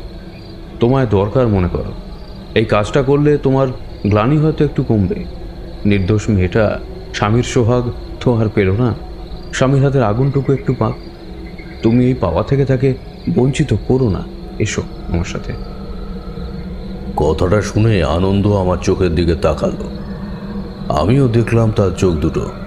সেখানে অনুশোচনা রয়েছে, অপরাধ বোধ রয়েছে, আর আছে দারুণ ভয়। ভাবখানা এমন যেন এই ঘরের বাইরে গেলেই তার গর্দান নেবে কেউ। কেউ না জানুক, আমি জানি তার ভয় করার কারণ আছে, কিন্তু ঘরে বসে থাকলেও যে বিপদ এড়াতে পারবে না। আজ রাতে তারও কাল ঘনিয়ে আসছে। তার কাল পর্বই শুরু হয়েছে কাল রাত থেকেই। সেই কথাটা সে নিজেও জানে না। অনেক কষ্টে তাকে বলে বুঝিয়ে আমি একরকম চিতার সামনে নিয়ে এলাম। অবশ্য আসার আগে নিজের সঙ্গে আর সকলেরও গাত্রবন্ধন করে দিয়েছি, কারণ যে পিশাচিনী এই মৃতদেহ গ্রাস করতে বসেছিল, দেহের সৎকার হতে সে সহজে দেবে না আমি জানতাম। আয়োজন সব প্রস্তুতি ছিল। মাথার উপর সপ্তমীর চাঁদ উজ্জ্বল হয়ে জ্বলছে। আনন্দ নারায়ণ খড়ের নুড়োয় যখন আগুন জ্বালিয়ে মৃতদেহের মুখে ছোঁয়ালো, তখন সহজ ঠাকুর হরিধ্বনি দিল, হরি বল হরি বল হরি বল, হরে কৃষ্ণ হরে রাম জয় গুরু জয় গুরু। বাড়ির চাকর গোবিন্দ ছুটে গিয়ে ডেকে এনেছিল দূরের শ্মশান ঘাট থেকে যে ডোম দুটোকে। তারাই বাকি দেহটা দাহ করতে লাগলো। আমরা আর ওখানে দাঁড়ালাম না। চাকর বাকরেরা ছাড়া বাড়ির সকল মানুষই বাড়িতে ফিরে এলো। আমিও এলাম তাদের সঙ্গে।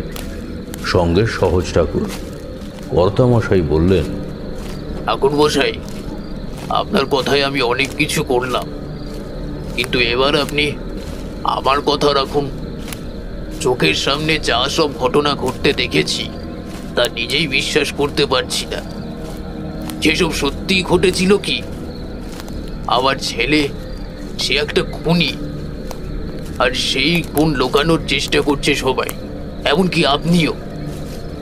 আপনার পরিচয় আমি জানি না, কিন্তু বোধহয় আপনি সজ্জন। এছাড়াও আরো ভারী ওজনের কোনো বিশেষ কিছু পরিচয় আপনার আছে কিনা আমি জানি না, কিন্তু আপনার একই ব্যবহার।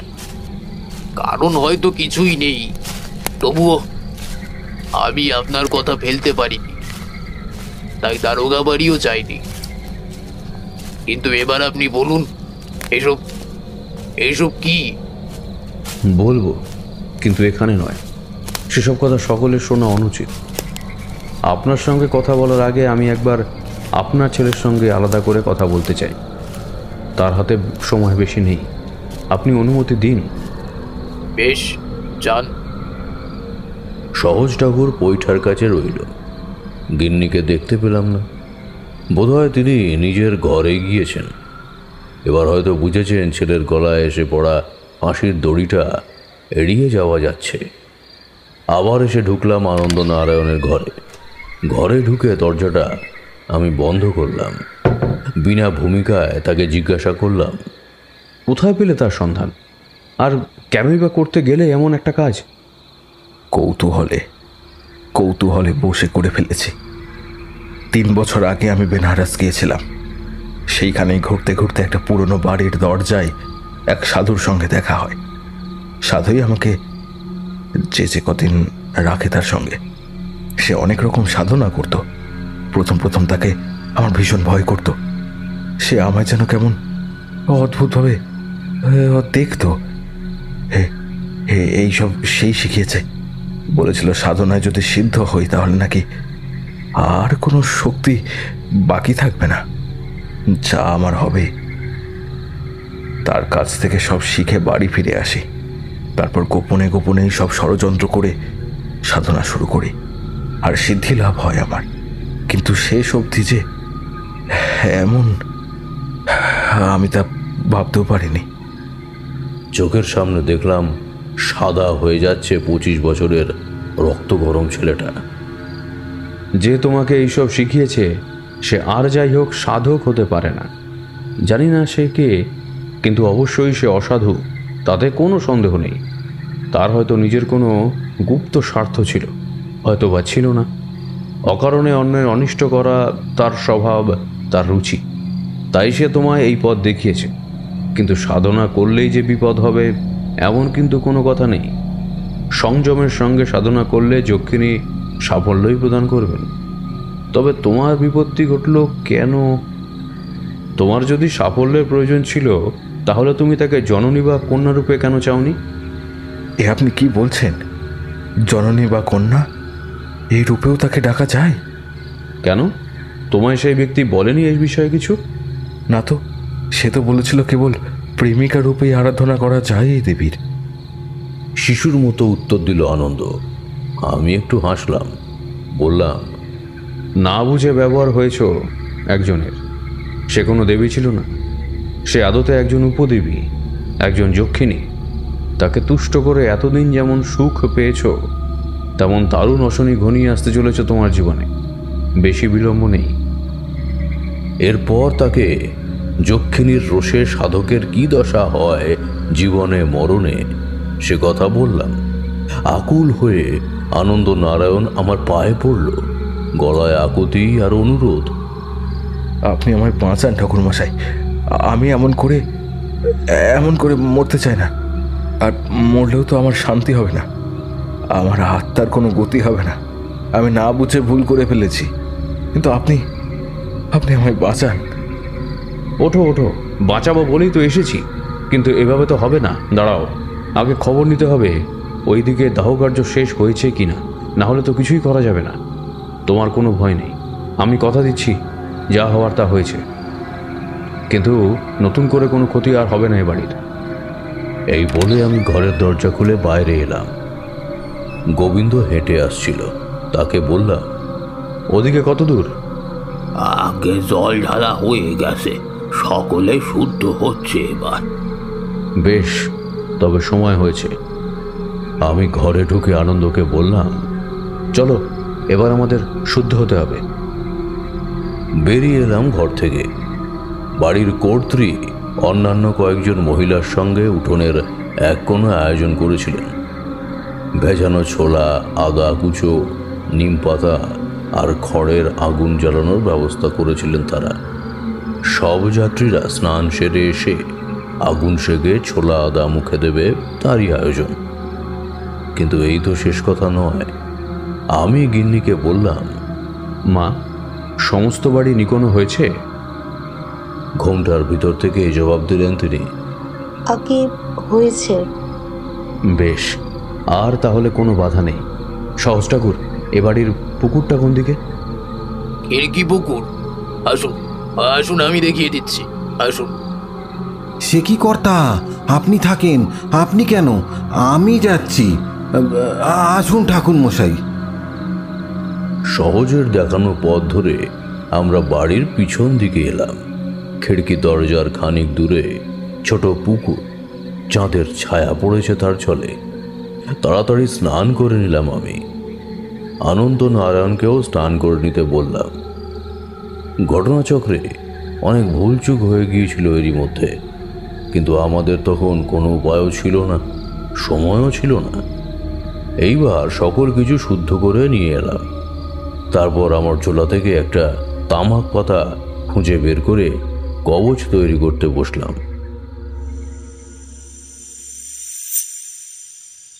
এই দাঁড়ান দাঁড়ান, কবচটা আবার কোত্থেকে গেল? এখানে কবচের কথা তো ছিল না। কিশোরী আবার প্রশ্ন করে বসল। তারানাথ বড় বড় চোখে তাকালো তার দিকে, বলল, পশ করে একটা কথা বলতে পারলেই তুমি রাজা, তাই না? হ্যাঁ, যাবে আসবে কোথা থেকে? সেটা তৈরি করা হবে তবে তো। আর তাছাড়া কোনো জিনিসই প্রথম থেকে থাকে না, তাকে সময় মতো সাধ্য মতো তৈরি করে নিতে হয়।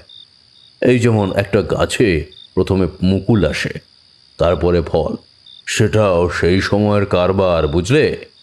প্রভু ষণ্ডেশ্বর যে প্রতিকার আমায় দিলেন, তা নিশ্চয়ই আমি নিজের মাথায় নিয়ে বসে থাকবো বলে আমায় দেননি। ধরেন কেন ওর সব কথা? আপনি জানেনই তো কোথায় কি বলতে হয়, ও জানে না। দুদিক থেকেই বিপাকে পড়েছি। যাকে এখন চুপ থাকাই ভালো। কি জানি, সত্যিই হয়তো আমি ঠিকমতো কথা বলতে জানি না, কিন্তু এদের মতন দুইজন তাবর কথা বলিয়ে সঙ্গে সঙ্গে থেকে কেন যে আমি এখনো কথা বলতেই শিখলাম না, সেটাই আশ্চর্যের। একদিন আসবো, তারানাথ তান্ত্রিককে দিয়ে নিজের হস্তরেখাটা একবার পরীক্ষা করিয়ে দেখতে হবে আমার দোষটা কোথায়, কোন গ্রহের দোষ।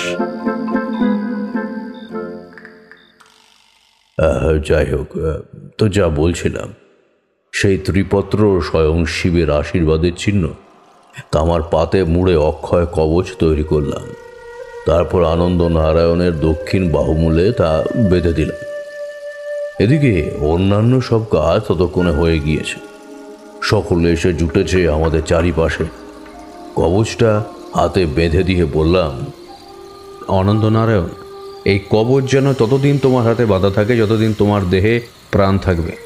আর ভয়ের কোনো কারণ নেই। এখন তুমি বিপদ মুক্ত। আর শুধু তুমি একা নও, তোমাদের পরিবার, গোটা বংশ, এই বাস্তবিটা সবই রক্ষা করছেন স্বয়ং শিব ষণ্ডেশ্বর। আর আমি সাবধান করে দিচ্ছি তোমায়, ভবিষ্যতে যদি আর কখনো কৌতূহলের বশে এমন কোনো কাজ করে ফেলো যার মাসুল দিতে হয় নিরপরাধ কোনো প্রাণকে, তাহলে কিন্তু তোমার নিস্তার নেই। ভগবান বারবার ক্ষমা করবেন না, মনে রেখো। সে নত মস্তকে হাত জোর করে বলল, কখনো নয়, আর কখনো আমি কোনো ভুল করব না, কিছুতেই না। বলে হাউ হাউ করে কেঁদেই ফেললো ছেলেটা। তার মা ছুটে এলো কাছে। কাঁদিসনি বাবা, কাঁদিসনি। আহা, আজ 2 দিন বাছার পেটে কিচ্ছু পড়েনি। ও পুটি, বাবার জন্য একটু খাবার দাবার নিয়ে আয়। চল বাবা চল, তোকে আমি আজ নিজের হাতে খাইয়ে দিই। চল আমার সঙ্গে চল। ছেলের চোখ মুছিয়ে তাকে নিজের সঙ্গে নিয়ে পাশের কোনো একটা ঘরে চলে গেলেন। বাইরের লোকেরা তখন অনেকেই চলে গিয়েছে। আর যারা ছিলেন তাদেরকে কর্তা ইশারায় কৌশলে বিদায় করলেন। এবার খালি বাড়ির লোক। আমি দাওয়ায় বসেই বলতে শুরু করলাম, দেখুন, আপনাকে আমি সব কথাই বলছি। জানি না আপনি বিশ্বাস করবেন কি না, না করলেও কোনো দোষ নেই। মানুষ তো সেইটুকুই মানে যেটুকু মানবার ক্ষমতা তার আছে। যাই হোক, আপনার জ্যেষ্ঠ পুত্র সে বেনারসে বেড়াতে গিয়েছিল। সেখানে গিয়েই এক সাধুর সঙ্গে তার দেখা হয়। আমি জানি না ব্যক্তিটি কে, কিন্তু সে ইচ্ছাকৃত আপনার ছেলের জীবনে অঘটন ঘটাবার বীজ বপন করে দেয়, বিপদের বীজ বপন করে দেয়। বলে সংক্ষেপে যা যা হয়েছে সবই আমি বললাম। কর্তা মাথায় হাত দিয়ে বললেন, তাই তাই আনন্দ আজ প্রায় বছর 2 একটু একটু করে এমন হয়ে গিয়েছিল। সারাদিন সে কারোর সঙ্গে কথা বলে না, পেট ভরে খায় না, বাড়ির বাইরে যাওয়া ছেড়েই দিয়েছে প্রায়। ঘরের দরজা বন্ধ করে সে রাতের পর রাত কি সব করে। ফুলচন্দনের গন্ধ আসে তার ঘর থেকে, ঝুমঝুম রূপুরের আওয়াজ শোনা যায়। এদিকে সে তার ঘরে কাউকে ঢুকতে দেয় না। দিনে দিনে উন্মাদ হয়ে উঠেছে ছেলেটা। ওদিকে বৌমা বাপের বাড়িতে। 8 বছরের বালিকার সঙ্গে 19 বছরের আনন্দর বিয়ে দিয়েছিলাম আমি। বৌমা গরিব ঘরের মেয়ে, কিন্তু সুলক্ষণা। ছোটবেলায় বিয়ের পর তাকে বাপের বাড়ি রেখে আসা হয়েছিল। কথা ছিল মেয়ে বড় হলে তাকে আবার বধূবরণ করে শ্বশুর বাড়ি আনা হবে। এইবার ছেলেটার উন্মত্ততা দেখে আমরা ঠিক করলাম বৌমাকে একবার ঘরে আনা যাক, সে এসে তার স্বামীকে সামলাক। তাই আনা হলো গতকাল। বাড়িতে উৎসব হলো, কিন্তু আনন্দ বৌমাকে কেন জানি না সহ্য করতে পারল না। তার মায়ের মুখে শুনেছি, যখন রাতে বউ ঝিরা নতুন বউকে নিয়ে ঘরে রেখে আসার জন্য যায়, তখন আনন্দ নাকি খুব খারাপ ব্যবহার করেছে তাদের সাথে। কেন কেন এনেছো ওকে আমার ঘরে? আমি তো বলেছি ওকে এ বাড়িতে রাখা যাবে না, এই ঘরে রাখা যাবে না।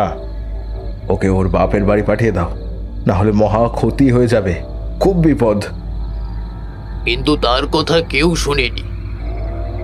এরপর যে কি হয়েছে আমি জানি না ঠাকুর মশাই। পরদিন আমার আদালতে বড় মামলা ছিল। আমি ভোর ভোর রওনা দিয়েছি। তারপর বিকেলবেলা বাড়ি ফিরে এসে দেখি গোটা বাড়ি থমথম করছে। কি হয়েছে জিজ্ঞেস করে জানতে পারি বৌমা নাকি মারা গেছে। ঘুমন্ত অবস্থায় হৃদরোগে আক্রান্ত হয়েছে সে। প্রথমে তো কেউ আমাকে সত্যিটা বলতেই চায়নি, এটাই বলেছিল। শেষে আমি নিজেই কেমন যেন সন্দেহ হওয়ায় পরীক্ষা করে দেখতে চাই। আর তখন আমি উকিল, সকলের আচার আচরণ দেখে, গলার স্বর শুনে আমার সন্দেহ আরো জোরালো হয়। তার চেয়েও বড় কথা, মৃত্যু যদি গত রাতে ঘটে থাকে তবে দেহ সৎকার হয়নি কেন এখনো? আমার কাছে খবর যায়নি কেন আদালতে? আমি গিন্নিকে চেপে ধরি, নিজে মৃতদেহ দেখতে চাই। অনেক আপত্তি ওঠে মহিলা মহল থেকে, তা আমি শুনিনি। দেহ তখনও বিছানাতেই রাখা আছে, সেটাও রীতিবিরুদ্ধ ব্যাপার। আমি এগিয়ে যাই, মাথা থেকে পা পর্যন্ত লেপ চাপা দেওয়া। আমি লেপের খুঁট ধরে মাথার উপর থেকে ঢাকাটা সরিয়ে দিই, আর নিতেই চমকে উঠে প্রশ্ন করি গিন্নিকে, একই কাণ্ড? কর্তা, তুমি রাগ করো না, তুমি রাগ করো না। আমরাও জানি নে কেমন করে হলো। কাছেই ছিল গোবিন্দ, সে বলল, আগে কর্তা, আজ অনেক বেলায় বড় দাদার ঘরের দরজা ধাক্কা দিয়ে তাকে ডাকি, কিন্তু দরজা খোলেনি। ভিতরে কি হয়েছে কি জানি বাপু, ছেলের মাথার ঠিক নেই। বৌমা ছেলে মানুষ, ওরে গবা নকুল, তোরা দরজাটা ভেঙে ফেল, বড় চিন্তা হচ্ছে। কর্তা বাড়ি নেই, কি জানি কি হবে। তোরা দরজাটা ভেঙে ফেল যা। দরজা ভেঙে ফেলতে আমরা সকলে দেখি এই কাণ্ড। আমি বুঝতে পারি, বলি, কিন্তু আমি তো জানি এ কেমন করে হয়েছে। বউকে এ ঘরে আনায় আপত্তি ছিল তোমার ছেলের।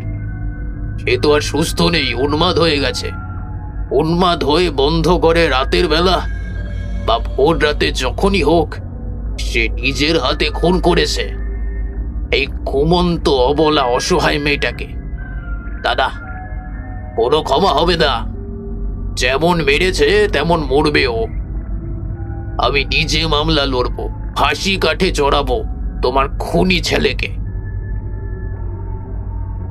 তারপর তো আপনি সবই জানেন।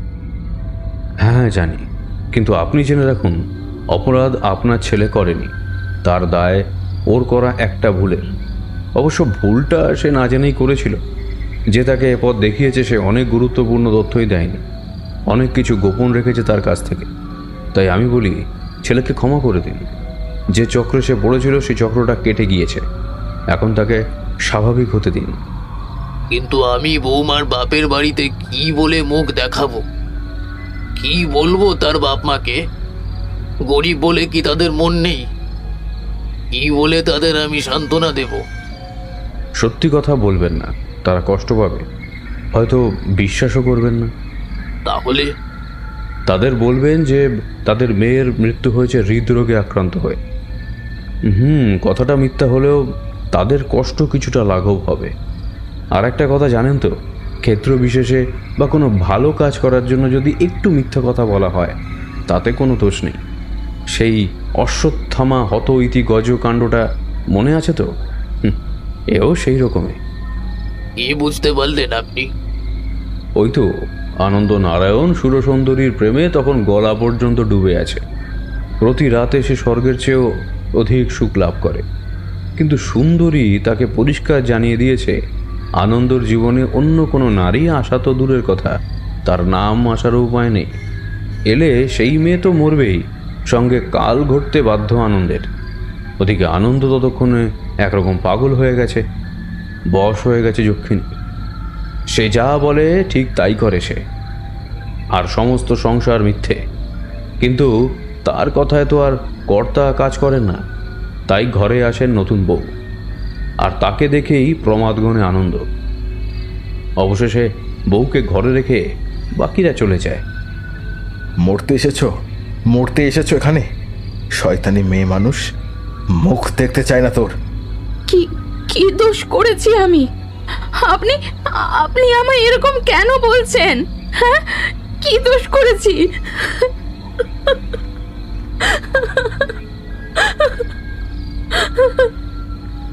তোকে কৈফিয়ত দেব না, সরে যা। হতে পারে বৌমা হয়তো স্বামীর কাছে চূড়ান্ত অপমান পেয়েছিল সেই প্রথম রাতেই। হয়তো সে কেঁদেও ছিল বিনা কারণে, বিনা দোষে, দুঃখে। কাঁদতে কাঁদতে ঘুমিয়ে পড়েছিল কিশোরী মেয়েটা। রাত গভীর হয়, যথাসময়ে যক্ষিণী অভিসারে আসে। ঘরে এসে অন্য নারীকে ফুলশয্যায় দেখে মুহূর্তকালও সময় নেয় না, চূড়ান্ত নিষ্ঠুরভাবে সে কাজটা করে। প্রেয়সী রূপসী নিশি সঙ্গিনীকে মুহূর্তে মৃত্যুরূপা কালরূপে দেখে ভয় কাঁটা হয়ে যায় আনন্দ নারায়ণ। যক্ষিণী হয়তো ভয় দেখায় তাকেও, কিন্তু মেরে ফেলে না, কারণ সাধককে মেরে ফেলা তার রুচিও নয়। সাধক তার ইহলোক পরলোক দুই সত্তাই সংকল্প করে সাধনা করেছিল। যক্ষিণী তাকে মারবে না, একদিন সে নিজেই মরবে, আর তারপর যক্ষিণীর দাসত্ব করবে, এই নিয়তি সাধকের। যক্ষিণী এই নিয়তির কথাটা আনন্দ নারায়ণকে বলে সেদিনের মতো চলে যায়। আবারও সে ফিরবে, ফিরে এসে সাধকের জীবনে অনিষ্ট ডেকে আনবে। কিন্তু যাই হোক, শেষ অবধি তা আর হয়নি। ভগবানের ইচ্ছায় সব বিপদ কেটে গেছে। এই বলে আমি সবে থেমেছি, এমন সময় স্বয়ং কর্ত্রী এসে আমার সামনে দাঁড়ালেন। ঘুমটার ভিতর থেকে বললেন, বাবা, আপনি ভাগ্যে ছিলেন, নয়তো না জানি আমার ছেলেটার কি দশা হতো। আমি আপনার কাছে কৃতজ্ঞ। মা, আমি তো কেউ নই, অযথা আমার অপরাধের বোঝা ভারী করবেন না। যা করেছেন সবই ঈশ্বর। বাবা ষণ্ডেশ্বরের মন্দিরে গিয়ে তাকে কৃতজ্ঞতা জানিয়ে প্রণাম করে আসবেন, তিনিই সব, আমি কেউ নই। যাব ঠাকুর, তাই যাব। অসহজ কাজটা মিটে যাক, তারপর আমি বাবার কাছে গিয়ে গণ্ডি কেটে তাকে পুজো দিয়ে আসবো। খানিক পরে গোবিন্দ আর মুকুল খাবারের থালা সাজিয়ে আমাদের খেতে ডাকল। আয়োজন আহামরি কিছুই নয়, কিন্তু খিদের মুখে তাই যেন অমৃত সম মনে হলো। আতপ চালের ভাত, মুগ ডাল, আলু আর 2 রকমের সবজি, গাওয়া ঘি ছড়ানো তার উপরে, তাতে সন্দক নুন মেখে আমরা খেয়ে নিলাম সবাই। সহজ ঠাকুরও আমার পাশে খেতে বসল। খেয়ে দে যখন উঠলাম, তখন পাখি ডাকতে শুরু করেছে। ভোর হয়েছে, আলো ফুটছে। বললাম, এবার তবে আমার বিদায় দিন। ঠাকুরমশাই, আপনি চলে যাবেন? আমাদের এত বড় বিপদ থেকে বাঁচালেন, কিন্তু আপনার কথা তো কিছুই জানা হলো না, আর আপনাকে তো কিছুই দেওয়া হলো না। না না, আপনি এভাবে যেতে পারবেন না ঠাকুরমশাই। কি দেবেন আপনি আমায়? টাকা পয়সা তো আমি নেব না, আর আমার কথা তো বেশি কিছু নয়। পথে পথে ঘুরি, জ্যোতিষবিদ্যায় ভালো লাগা আছে, তাই একটু ওই হাত টাত দেখতে জানি, এইটুকুই, এর বেশি তো কিছু নয়। এই থলি আপনাকে নিতেই হবে। আমার হাতে গড়া কিছু নাড়ু আর মিষ্টি, পথে যেতে যেতে খিদে পেলে খাবেন। বাড়ির কর্ত্রী এসে দিয়ে গেলেন। মায়ের হাতে গড়া জিনিস মাথায় তুলে নিলাম। আনন্দ নারায়ণ এলো প্রণাম করতে। মাথায় হাত রেখে বললাম, সাবধানে থেকো, আর তুমি বাড়ির বড় ছেলে, নিজের কর্তব্যে দৃঢ় হয়ে ওঠো, বাবার ভরসার যোগ্য হও। সকলের কাছে বিদায় চেয়ে আমি বাড়ির বাইরে এলাম। আমার সঙ্গে সহজ ঠাকুর। সে আমার পা ছুঁতে চেয়েছিল, কিন্তু আমি ছুঁতে দিইনি। আরে আরে, করো কি, তুমি শিল্পী, তুমি গায়ক, তোমার হাত পায়ে নয়, তোমার গান প্রাণে থাকুক আমার। আর একটি বার সেই গানটা শোনাবে আমাকে ঠাকুর? চলে যাওয়ার সময় একটু শুনে যাই। আমার গলাটা বোধহয় ভারী হয়ে গিয়েছিল। সহজের চোখে জল। সহজ মানুষ তো, মনটা তার কাঁচের মতো। আমাকে বোধহয় এই অল্প সময়ের মধ্যেই বড্ড আপন করে নিয়েছিল। তাই চলে যাব শুনে দুঃখে চোখে জল এসেছিল তার। কেঁদো না, এবার না হয় যাচ্ছি, আবার তো কোনোদিনও দেখা হতেই পারে। এই এত ছোট পৃথিবী, আর আমিও ভবঘুরে লোক।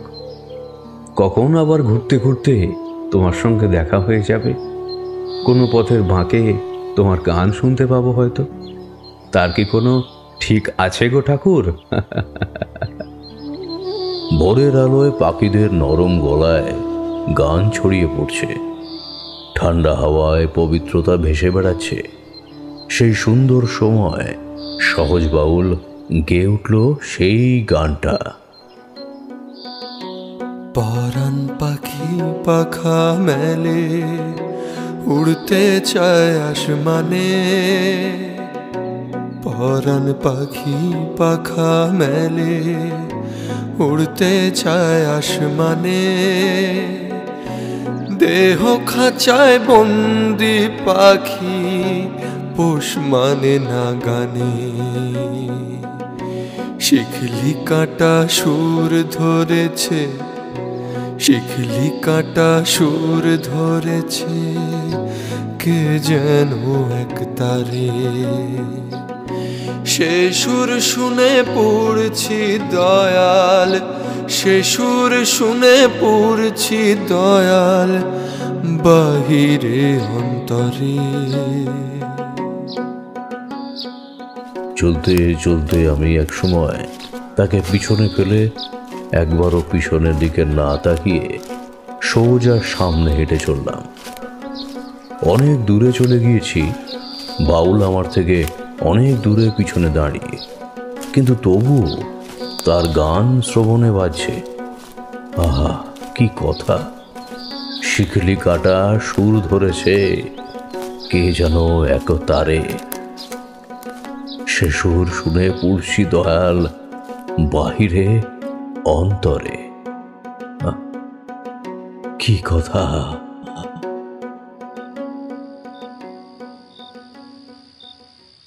তারানাথকে দেখে মনে হলো সে যেন এই বাড়িতে বসেই পথের বাউলের গাওয়া গানটা শুনতে পাচ্ছেন। এখন মুখে চোখে আনন্দ, আপ্লুত হয়ে পড়েছে তারানাথ। তার ভাব দেখে আমিও কেমন যেন হয়ে গেছি। হঠাৎ কিশোরী বলে উঠল, না না, সব ঠিক আছে, কিন্তু ওই ব্যাপারটার তো কোনো মীমাংসা হলো না। সেই যে আপনি প্রথম দর্শনে উকিল রাঘব নারায়ণকে কত কথা বললেন, সেটা কেমন করে বললেন?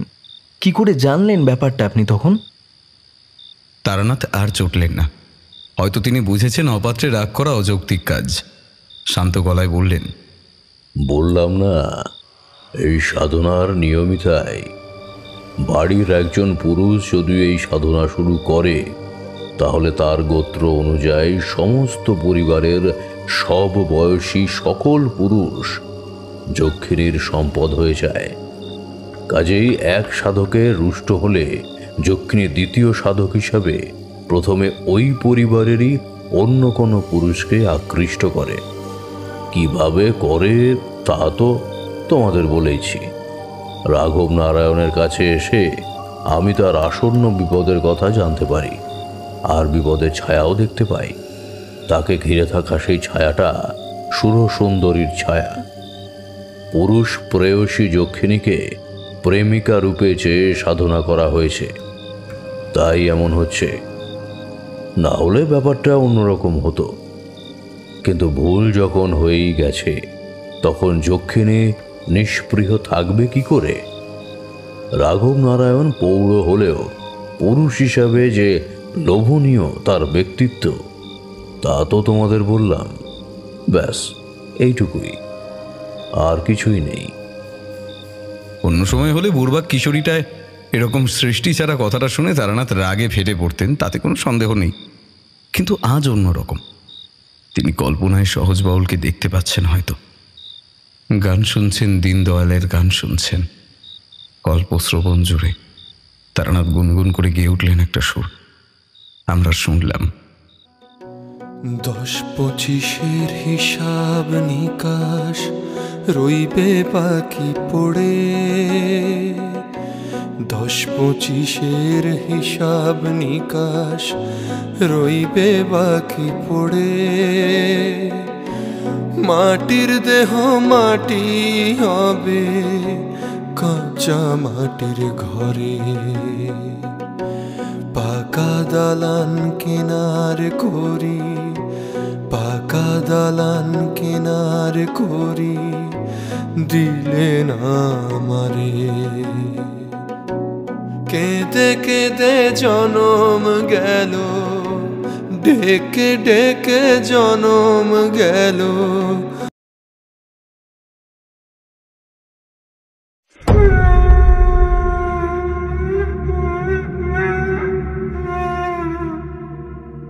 শুনছিলেন লেখিকা তিনি তার কলমে তারানাথ তান্ত্রিকের গল্প যক্ষিণী সুরসুন্দরী। সম্পাদনা এবং কাস্টিংয়ে সৌরভ এবং মেঘনা, পরিচালনা ও ভিডিওর ভিজুয়াল এফেক্টসে সৌরভ, এডিটিংয়ে সায়র, পোস্টার ডিজাইনে কৃষ্ণেন্দু মণ্ডল। আমাদের গল্পটি ভালো লেগে থাকলে লাইক করে দেবেন আর শেয়ার করে দেবেন, আর কেমন হয়েছে কমেন্ট করতে কিন্তু একদম ভুলবেন না। শুনতে থাকুন মিডনাইট ফ্যান্টাসি।